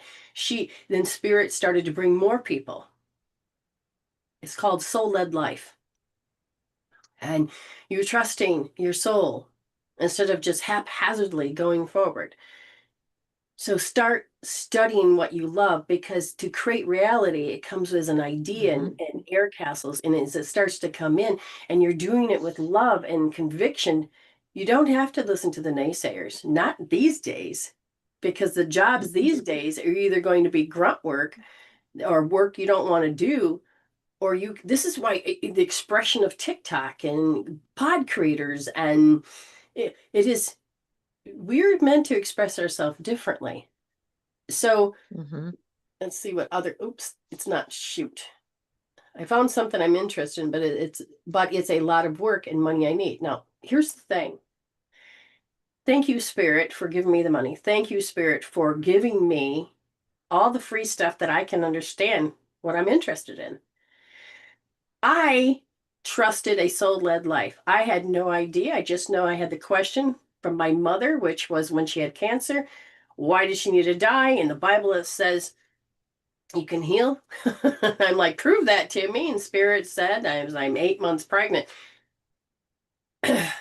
Next up, hands-on healing. What? I flew to that TV and the VCR and I couldn't record it, but I remember the word Reiki. And the next thing you know, 3 days later or so, I got a card that said, hey, come to the body, mind, spirit. What? That's evil stuff. I can't do that. And my soul said, shut up. You got to go. And so I didn't, I drove, I did things, but I couldn't do things because I had no money. So I asked my husband and my husband and my sister, we all went. And it was like, as soon as I opened that door, I was told by my belief system this is wrong, but my soul says, shut up, go all the way to the back, talk to the people in the corner. So I went all the way back. I had no voice. I said, and I said it so fast, do you know anybody that has Reiki? And I said, do you know anybody that has Reiki? And he looks at me, Reiki, yes, my wife. And I'm like, where'd she come from? And I got all the little piece of information and I went back to my house and I didn't tell my family, but they're like, well, that was a rip and that was boring. My soul was, I don't care what you're saying. I can't hear you because my soul is speaking so loud. I just said, Spirit, tell me more. And I just had this spirit-led life and things just came to me. I ended up finding that she only lived 10 minutes from my house.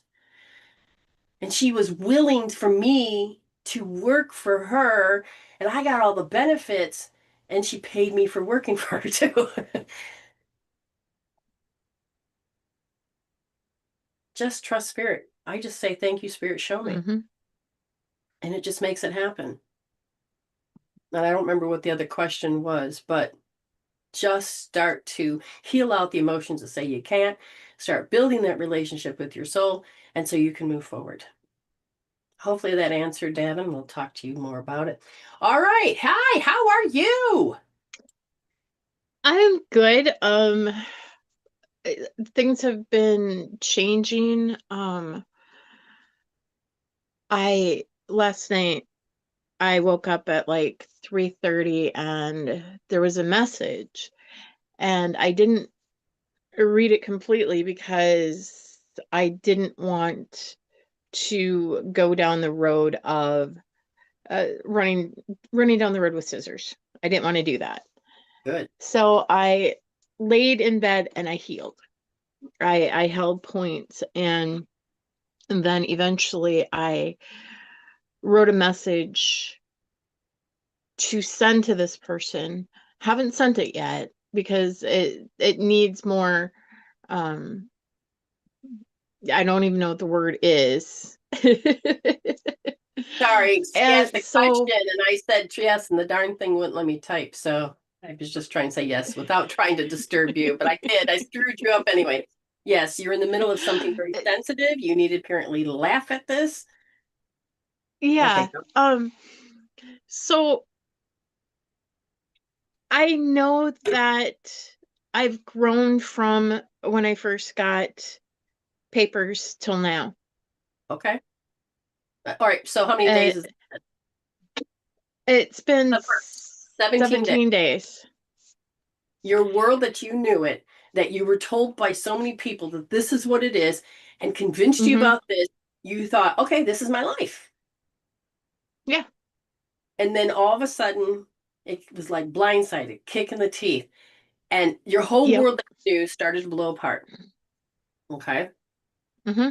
Yep. Emotionally, you were going here and there and trying to figure out what you're supposed to do with it. Now that's Yeah. emotions. Now you become your spiritual self. You said for 17 days I've grown. Can you explain how you know that and what even that means to reinforce? So I was a complete basket case that first day. Yes. I mean, there was no, I couldn't think, I could barely function. And through healing for the past 17 days, I have learned that I don't have to go down that road of, oh my God, this is the end of the world, because it's not. And whereas had I not healed, I feel like I would be curled up in a corner somewhere, just existing, not even surviving, just existing. Because that's what you used to do. Do Hmm. you remember? Now, this is the thing, the kicker. Ready?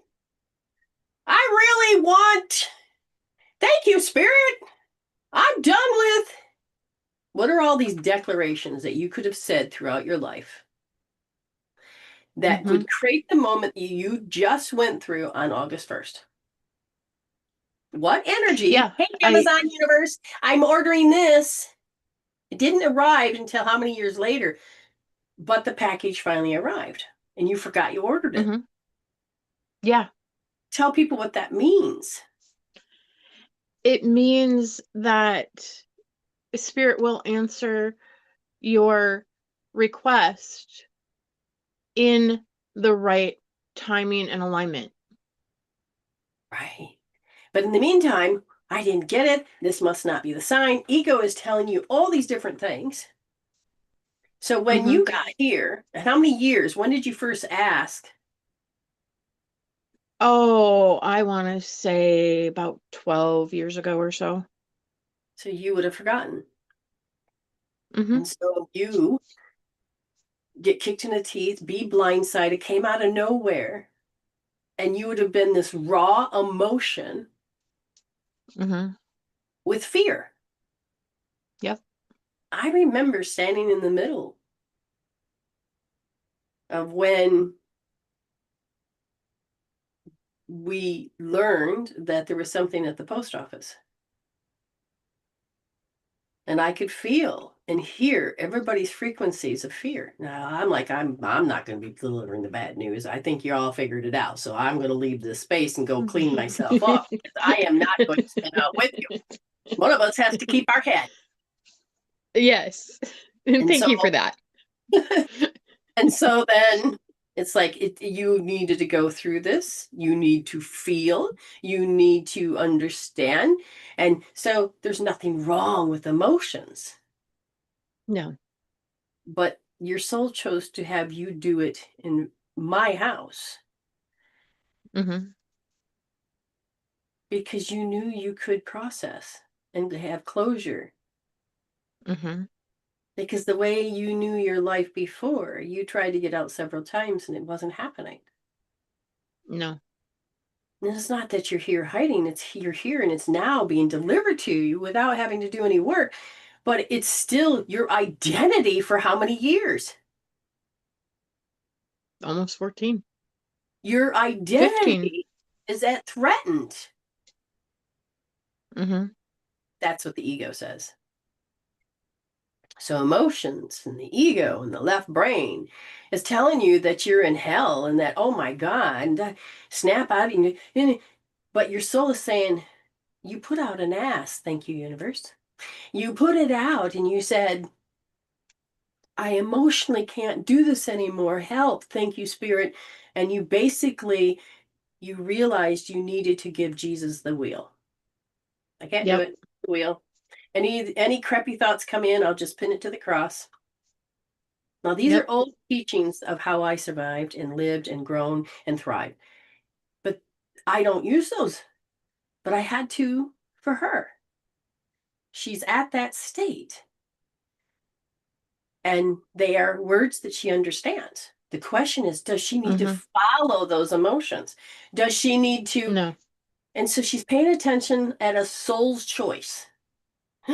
So her emotional body is all over the place. Whereas Davin, she's learning that she needs to get in touch with her emotional body. Your emotional body is going, and you're learning to become in charge of it because we are here Mm-hmm. to raise the EQ higher, the MQ, the mental quotient higher. So you have a fresh experience. And if Mm-hmm. I look at when you first felt that energy before you read, you're looking at, oh my gosh, overtime karmic debt, which this is a marker issue. This is a soul marker issue. It's not necessarily this lifetime issue. It has to show up in this lifetime, but a soul marker. So she wants to make sure on a soul level, she doesn't have to carry this over into the next life or continue in this particular soul marker. So if I said, what do you need?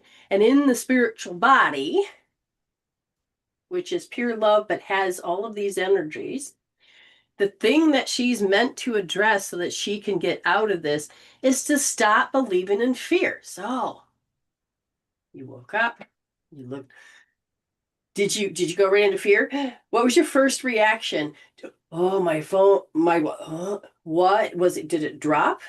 How far did it drop? I I did drop, and then I'm like, no, I don't need to go there. It so say you're at, normally at a 10. I think I went down to like a 7 So your because I turnaround didn't need to time that believe you my first own responded. BS. Right, because you've learned so much. Instead of just automatically being 10, you were only at a 7. But you're aware that you dropped. So your spirit self goes, oh, I dropped. Now, what I see is that you, in your history, so R1S is over time hopelessness from the person that or whoever on your phone popped up. Can you use those words of overtime hopelessness? Can you understand what I'm saying? Yes or no? Mm-hmm. Yeah, yeah, And can you define absolutely. your words from your experiences? What does overtime hopelessness, what is the definition? The same thing is going to happen no matter how you react or respond to something. It's just, what's the point of communicating or talking to this person because they're going to react the same way Very good. And notice how you that they know have in the the story past. because of based on past. What number is it? 10 being the worst. 18. 18. So sit with that vibrational knowing. Where is it in the body? It's like in the heart and the gut all at the same time. Very good. So hopelessness is what happens when the emotional body stops generating forward movement. It literally cannot move forward. If you were to hear what overtime hopelessness sounds like, is there's no point. She already said that. Nothing's changed. I can't see the path. I don't have energy to try. It's not dramatic. It's not loud. It's not chaos. It's just hopelessness. And that, Davin, I hope you're listening, because you could hold that same point. Now, overtime means that you have a consistent, persistent pattern. This is not just a one-time moment. This is, I have collected these moments.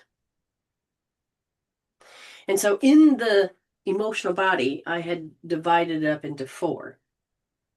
And the joy body, the emotional body stops producing the joy body's signals. And the nervous system stays in the fear body. And then the calm body energy just collapses. And the soul body cannot connect. The mind stops generating new possibilities. Literally went poof. This is what we mean by trapped emotions. And this trapped emotions is labeled right wrist, first position, soft. These trapped emotions is why I'm talking about it. And I'm going to be talking about these podcasts in a different way. The body and the brain just hit that point of, I have to stop generating new possibilities.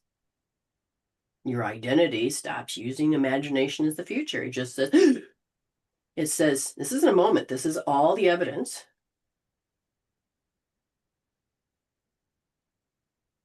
It's not that you don't want hope. It's just that it stops.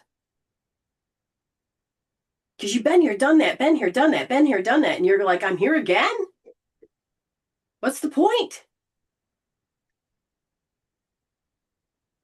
And their system can't access this joy and calmness from the soul body. They can't do this in their emotional body. So they're stuck in this fear body.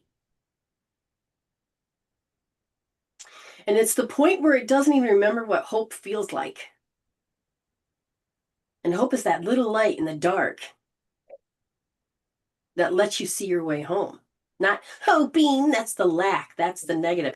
Hope is the light. And that hope is your soul saying, look, stop looking at the dark. Look, let's look. So the emotional body shuts down and doesn't cooperate with the rest of your energy field.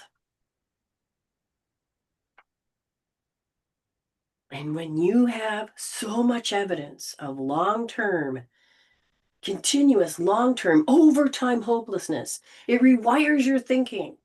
Thoughts become narrow. Imagination shuts down. Your future scenarios of hope disappears, and the problem solving, to be able to be the resolver, it just collapses. And the mind then gets stuck in a loop on the same outcome. The person stops expecting change and lives with the limitation, the conclusion. The mental body becomes rigid and affects the physical. But the emotional body is not feeding it in movement. You're not getting the joy. Because we are connected to joy flows, but if that is disconnected, you're not going to get fed. And so it changes your identity. And if you become stuck in that identity, this is who I am now. This is my life now. Nothing good can happen for me. I didn't choose this. Yes, you stick your hand down. What? I can't say it out loud. Okay, type it out and we'll use Yeah. expression. But hopelessness becomes your identity. And her name's Amy. No, her body's saying, no, you don't have a name. Your name is hopelessness, overtime hopelessness. But that's not true.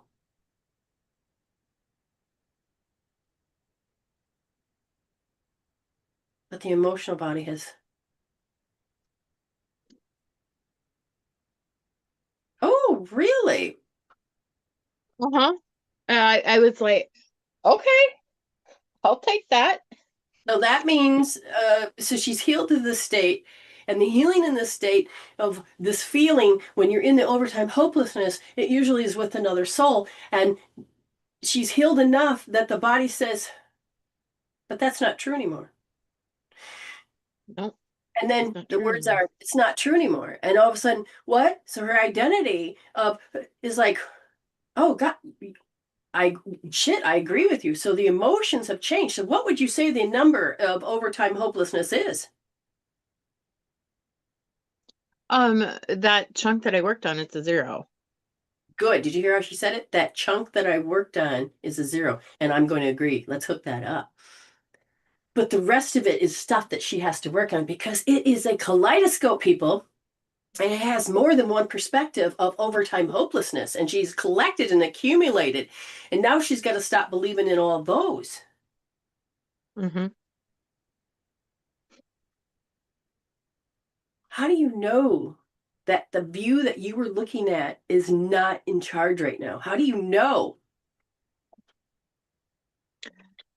Number one, I don't have the feeling that I want to cry.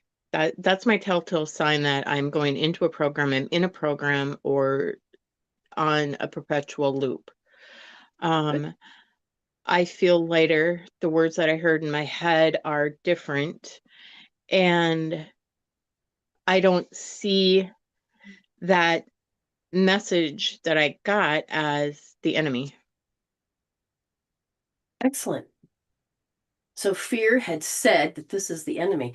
And I have all the experiences to say that this is true.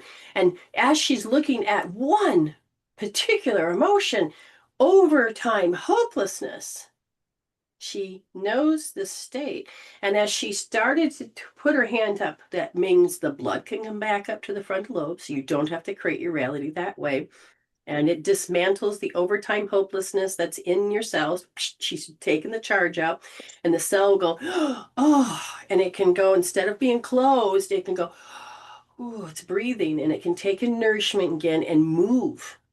Because when cells can't move, you will know it. She said it. She's already displayed it. Hopeless, and oh, but we do Mm-hmm. not need to be stuck in this state. No, we don't. So, do you feel that the word overtime hopelessness, you understand it, but does it own you? No. And in the past, did you have this with these particular people that were on your phone? Mm-hmm. And this identity and this relationship had this word in the scalar field. This is who I have to be when these people show up. Did you freeze? Oh, she froze. Oh, we must be having bad connection because I just lost Facebook too. And she's back. Well, no, not quite. Oh, Facebook is back. You're back. Did you hear my dramatic So moment? the internet has been so the internet earlier went out completely for me. So all of the platforms were, except for this phone, um, or maybe even this phone too, there was no connection. And I don't remember who you were talking to, but I'm like, oh, you're talking to Josh. Okay. But notice how And now you're in for me, you froze. the same format. We're on the same Wi-Fi format. I know. So your connection to your higher self is temporarily disabled. Now, how does it feel to have your spirit back? Yeah. I miss myself when I go there. Right. And now you're learning that language. Yeah. And it's so different when you are disconnected, because when you are disconnected, you feel very alone. And when you're connected to your higher self, to spirit, God, the creator, whatever you want to call that higher power, you don't feel alone, even if you are alone. Right. Because you can feel love. And love Mm-hmm. doesn't have to feel alone. Mm-mm. I No, it got doesn't. I'm looking, but I can't get to my main YouTube page. Let me see if I can get there. Okay.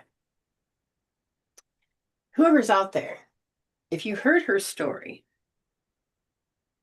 you know, how do you feel? What do you think? Can you connect? Can you, like, I know Davin was like, oh, hold on, maybe yes. Use the tool, use the soul decodes. If you hear me do it, learn to measure. We just learned how to redefine what overtime hopelessness was. And I hope you join me on this podcast. We're going to do it here. We're going to put up stuff from here to there. I do find it weird how I still don't fully understand in all this yet. I want to stay because your soul is telling you you're ready to connect. Mm-hmm. All right, Miss Amy,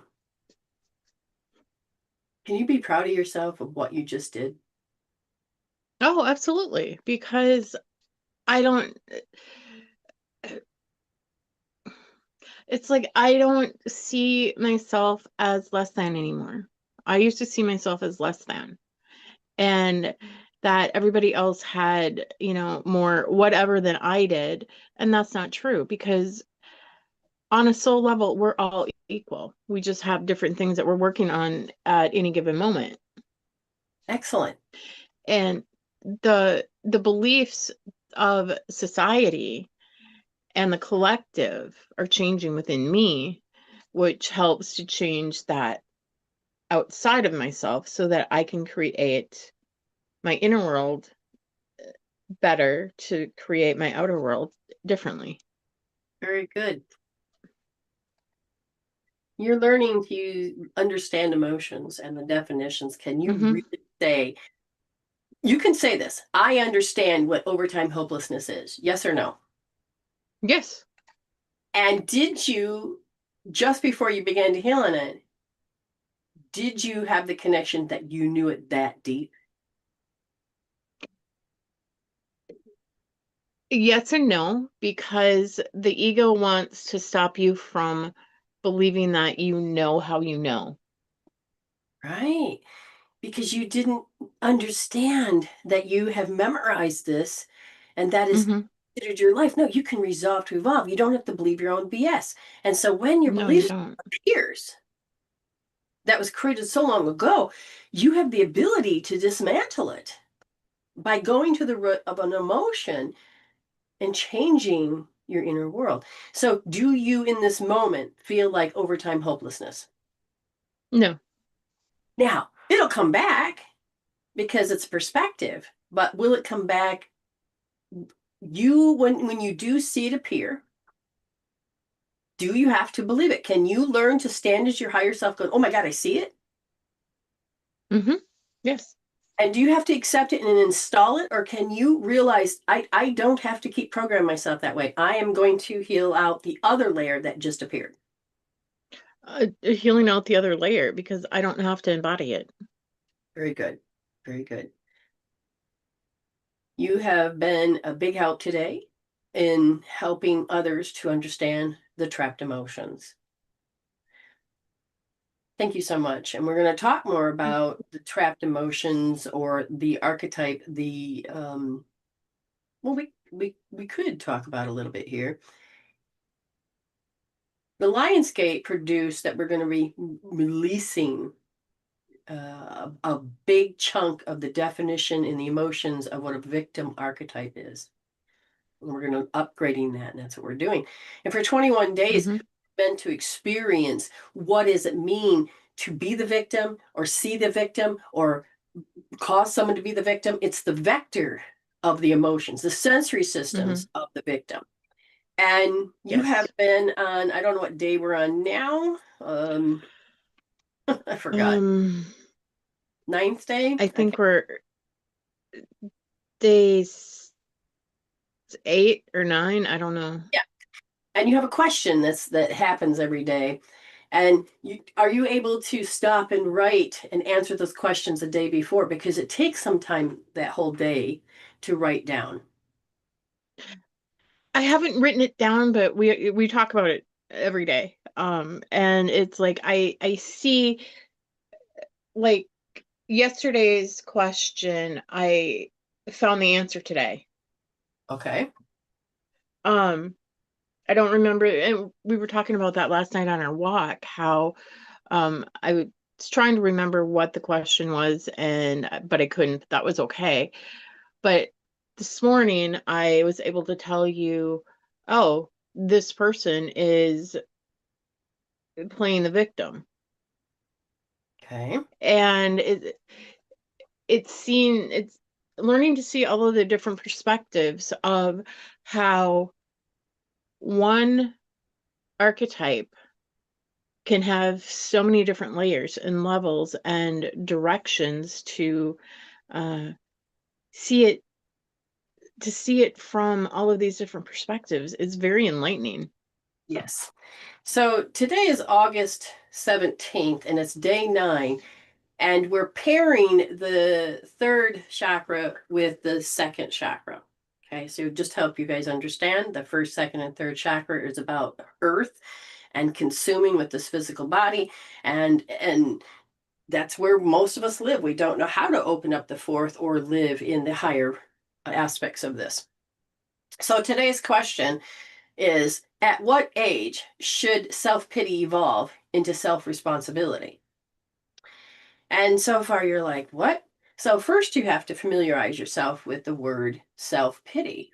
And you need to begin to understand the self and what pity is, because children, there's a language to this. Okay. So Hmm. we will be looking at today. Yesterday's was, why does self-pity become a coping tool for a child? Okay. And these are all part of the victim. And so, in the Hmm. correct emotions of what is self pity, and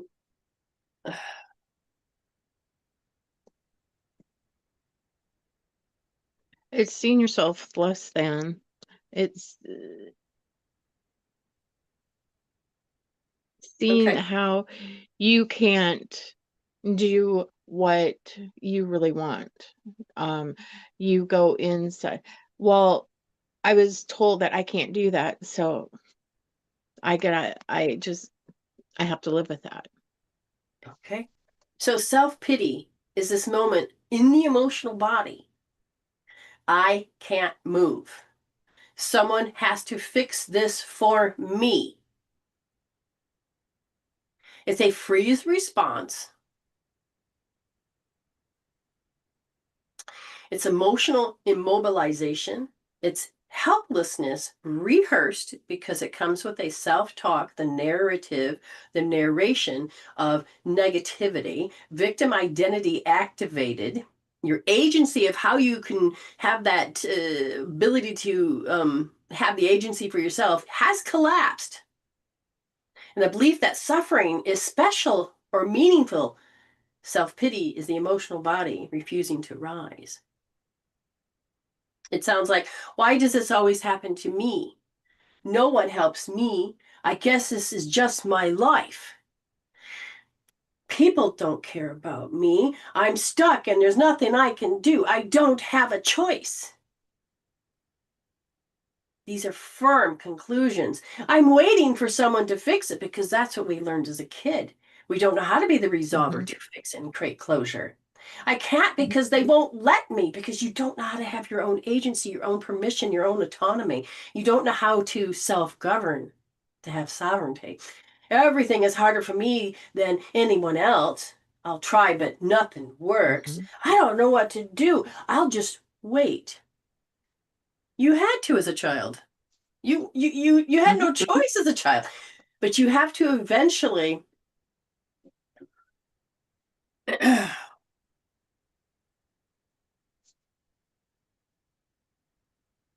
hold on.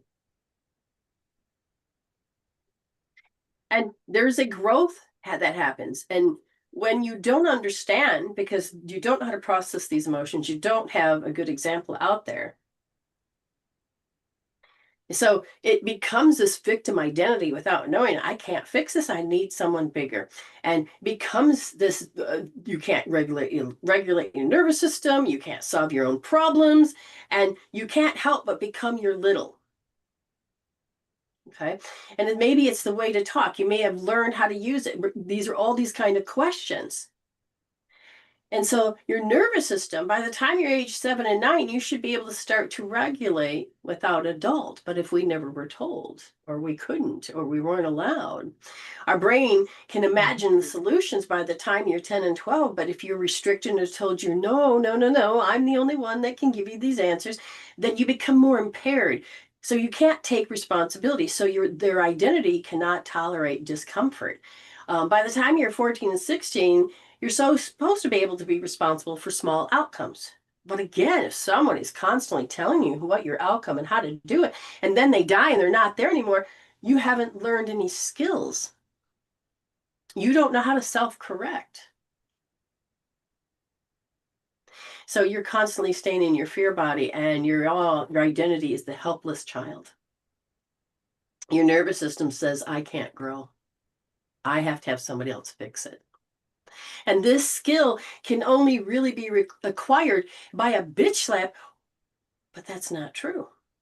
You have the ability now to use the body to help heal yourself, to move these emotions, to help your emotional body so it's not crippled anymore. And as the energy starts to energy and motion, emotions begin to flow, then you begin to learn, oh, I can do this. But it's you. Stop looking at the perspective of I can't. And overriding going, it's done. Because you're going to get people that's going to come to you and say, you can't do that. And you're like, excuse me, I just did it 1,000 times. That's your belief. That's not mine. So now that I've said this and we're learning about emotions in such a way, my question for you, when you think about this, and you think about last night and you think about it. So yesterday was, why does self-pity become a coping tool for a child?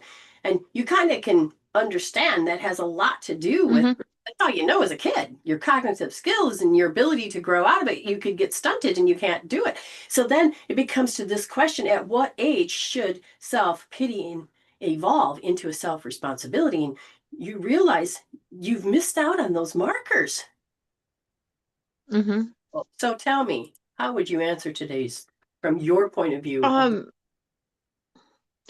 Somewhere between like 7 and 12, somewhere in there, because you're coming more online as you get a little bit older, and you're now putting the programs into play of being human and actually understanding your emotions a little bit better, because you have a little bit more knowledge, even though you still don't have the cognitive ability that an adult has. You should still be able to start being able to regulate your own emotions. So when you go from 7 to 9, your nervous system should be able to start regulating without an adult. But you had some traumas or even just life experiences, but to you as a child, that you relied on adults and they disappeared, or even adults or people that you know disappeared. What happens to that ability to self-regulate? You didn't get a chance to get out of self-pity because the trauma is on top of that. Yeah. What popped in as you were talking is I lost both brothers in one summer. One to dying and the other one going off to college. Right. Okay. And then what happened is now your responsibility is that you can't rely on these people.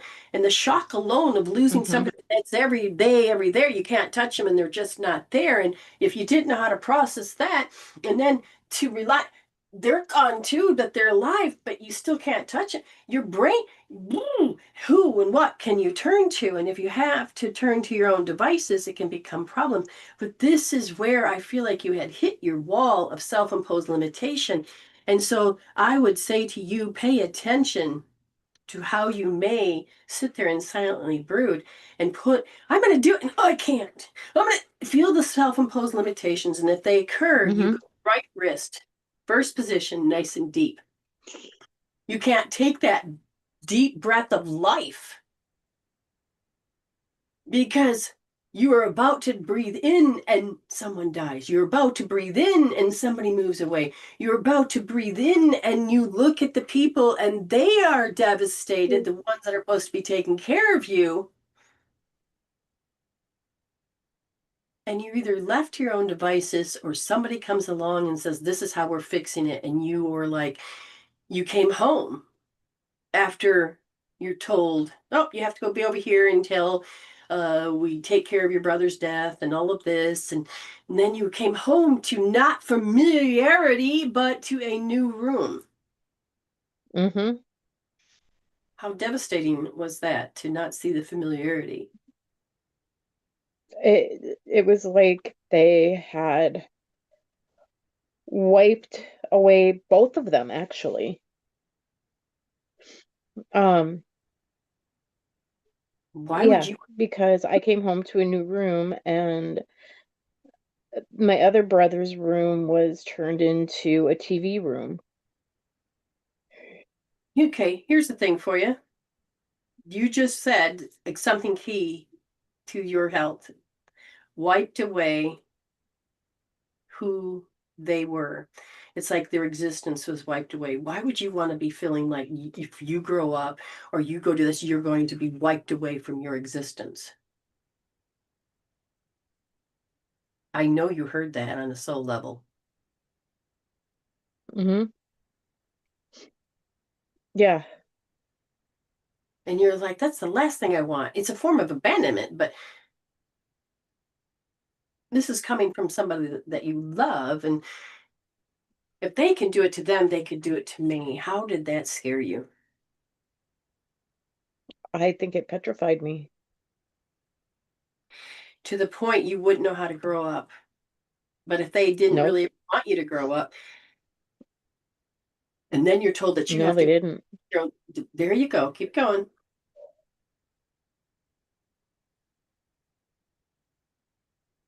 Feel yourself in that state that you're watching and you're relying on someone to fix it, or you're relying on that you're told that they have to fix it and this is how we're fixing it, and you don't have a voice to it. What happens to you as you're grown up now? Your littles are going to come up and say, what? I want you pay attention to these 17 days. Your little says, I want someone to fix this. Mm-hmm. And I told you, let's heal so that you can understand that you already fixed it. You already fixed it on a soul level. Let's follow that path.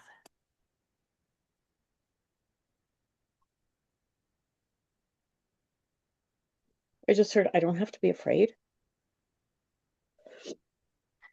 Now, how do you know that's genuine? That's coming from your littles.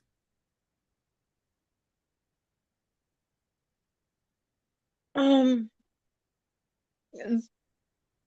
the tone and the cadence of it, it's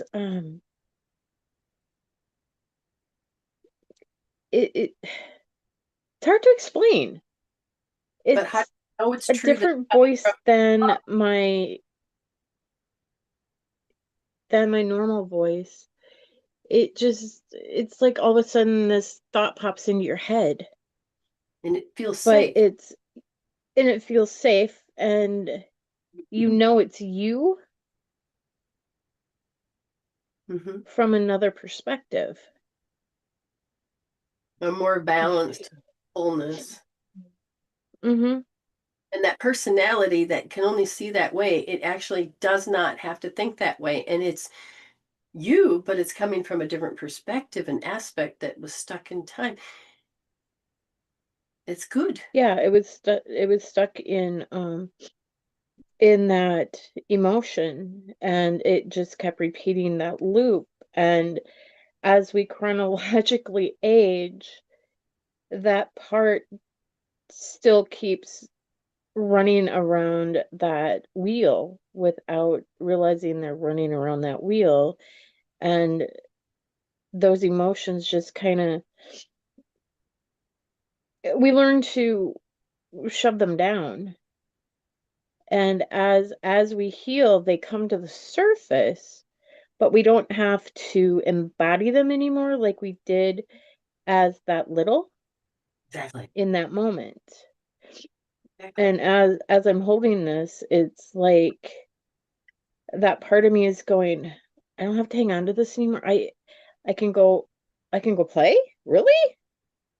Or I can, go do whatever age it is that whatever they may want to So you do, feel that they can closure. go do that. You've Yeah, checked it's in that into closure. that part of yourself, and it's saying it's not stressed anymore. It feels like it's free. Correct? Uh-huh. Yeah. Ex- Excellent. All right. If that's the case, then you can let go. Where would you be? I feel like you're good. Now get hooked up and learning to witness yourself, how you understand, and now answer that question. How does self-pity, when is it you go, let me see if I can find the exact words again. Oh, that's not it. Would be at what age should self-pity evolve in self-responsibility? And that particular age, that was around 7 or 9, and she worked on, referred to as littles. And you just sat there and said that that part of you worked on it too. Mm-hmm. And you are whatever age you are now physically. So at what age should self-pity evolve into self-responsibility? Around 7 or 9. She says, this is where I was stuck. But now she's Mm-hmm. the age you are now, and you can tell the age, I won't say it. 54 And she's and a half. 54. That how's that been working for you living by that age that was in fear? It doesn't, because it keeps you stunted. It keeps you at that um limitation, that Exactly. arrested development. It keeps you hitting the ceiling, but you can't break through. Exactly. So congratulations for 33 years ago. Tell them everybody what that is. So 33 years ago today, I had ovarian cancer, and I had surgery 33 years ago. So I've been cancer free for 33 years. Good. And congratulations. And at the same time, you were 47 years of not able to process. And how do you feel like you can process now without having to be self-pity as your identity? Now, it's still going to be there because you're going to keep working on it, but think about it. It it's freeing, really. It's like things seem brighter. The day seems brighter, even if it's a rainy day. Things brighten up. It's like the brain fog lifts. Very good, very good. So you now can even pinpoint this day and every year after say, oh, I'm releasing victimization. I have on this day decided self-pity. I don't have to have that narrative anymore because I got enough knowledge and wisdom and I healed out the chemical Mhm. peptide that helps me not have to see that perspective from that view anymore. It's Yeah, like it's I like don't you I said, don't I have need a to. new perspective, and then laid on the floor and looked under, and oh, that is a different perspective. Yeah. Thank you so much for so this last part was a gift towards your 33 years of being cancer free.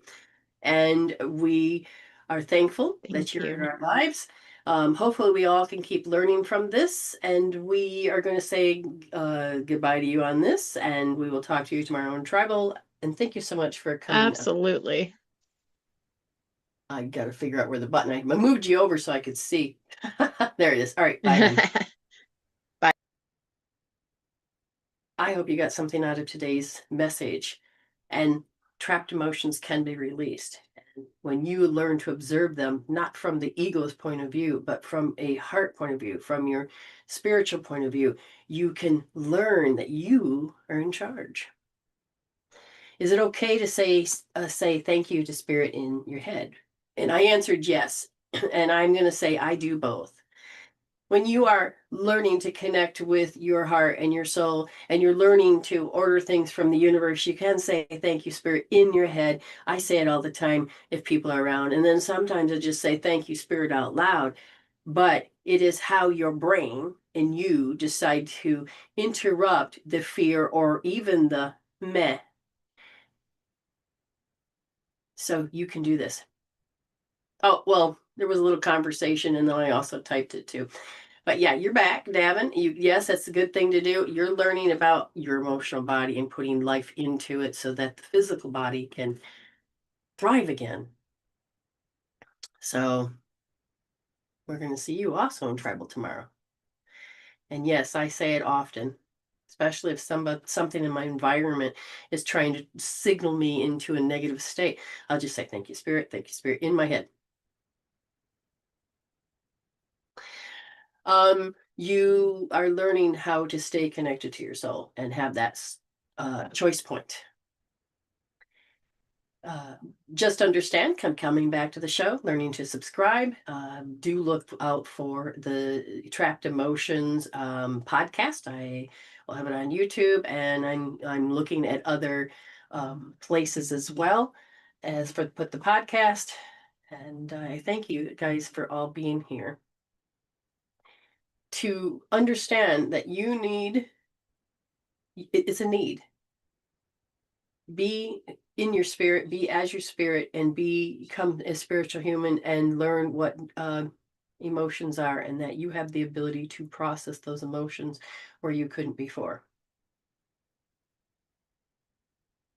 And I look at Autumn. Autumn, I'm supposed to give you one thing from, I feel like your dog. Coco says R2D. It's not true that your piece is gone, but your body is saying piece is gone, piece is gone, piece is gone. It may not be necessarily in your head, but I feel like Coco is saying you need to say R2D and feel how the body's saying, oh, piece is gone. Okay, hopefully Autumn has caught that. And if not, we will put it up and then we'll just have to tell her that she needs to come in at 12:31. Right at the end there. Uh, oh, there she goes. She's got it. Okay. Okay, so remember, R2D and Coco loves you, and Coco says, I felt that vibration all the time. Now it's time for you to heal that out. And Coco just felt like it is like a special day for you two. I don't know what you did. Just think about the date, something like that. Maybe it was the most precious moment for Coco. I don't know, but that's what I feel. And thank you all for being here. And the rest of you also in tribal. And we'll catch you on the flip side. So remember, resolve to evolve, heal instead of deal. You can heal that. And you are learning quantum law of attraction. This isn't law of attraction. This is quantum law of attraction. And you're healing this and you're understanding this and you are developing into that consciousness that uses all of the quantum field, not just part of it. So stop believing in your own BS, okay? You don't have to believe your own BS. Heal instead of deal. Paste it. Don't waste it. And you can heal that. You're already blessed and you're already whole, which means I need to save my transcripts. And I need to stop recording. You're already blessed and you're already whole. So stay blessed and happy healing. And we will talk to you all later. Thank you so much for being here, guys. Appreciate it. Davin, we'll see you tomorrow.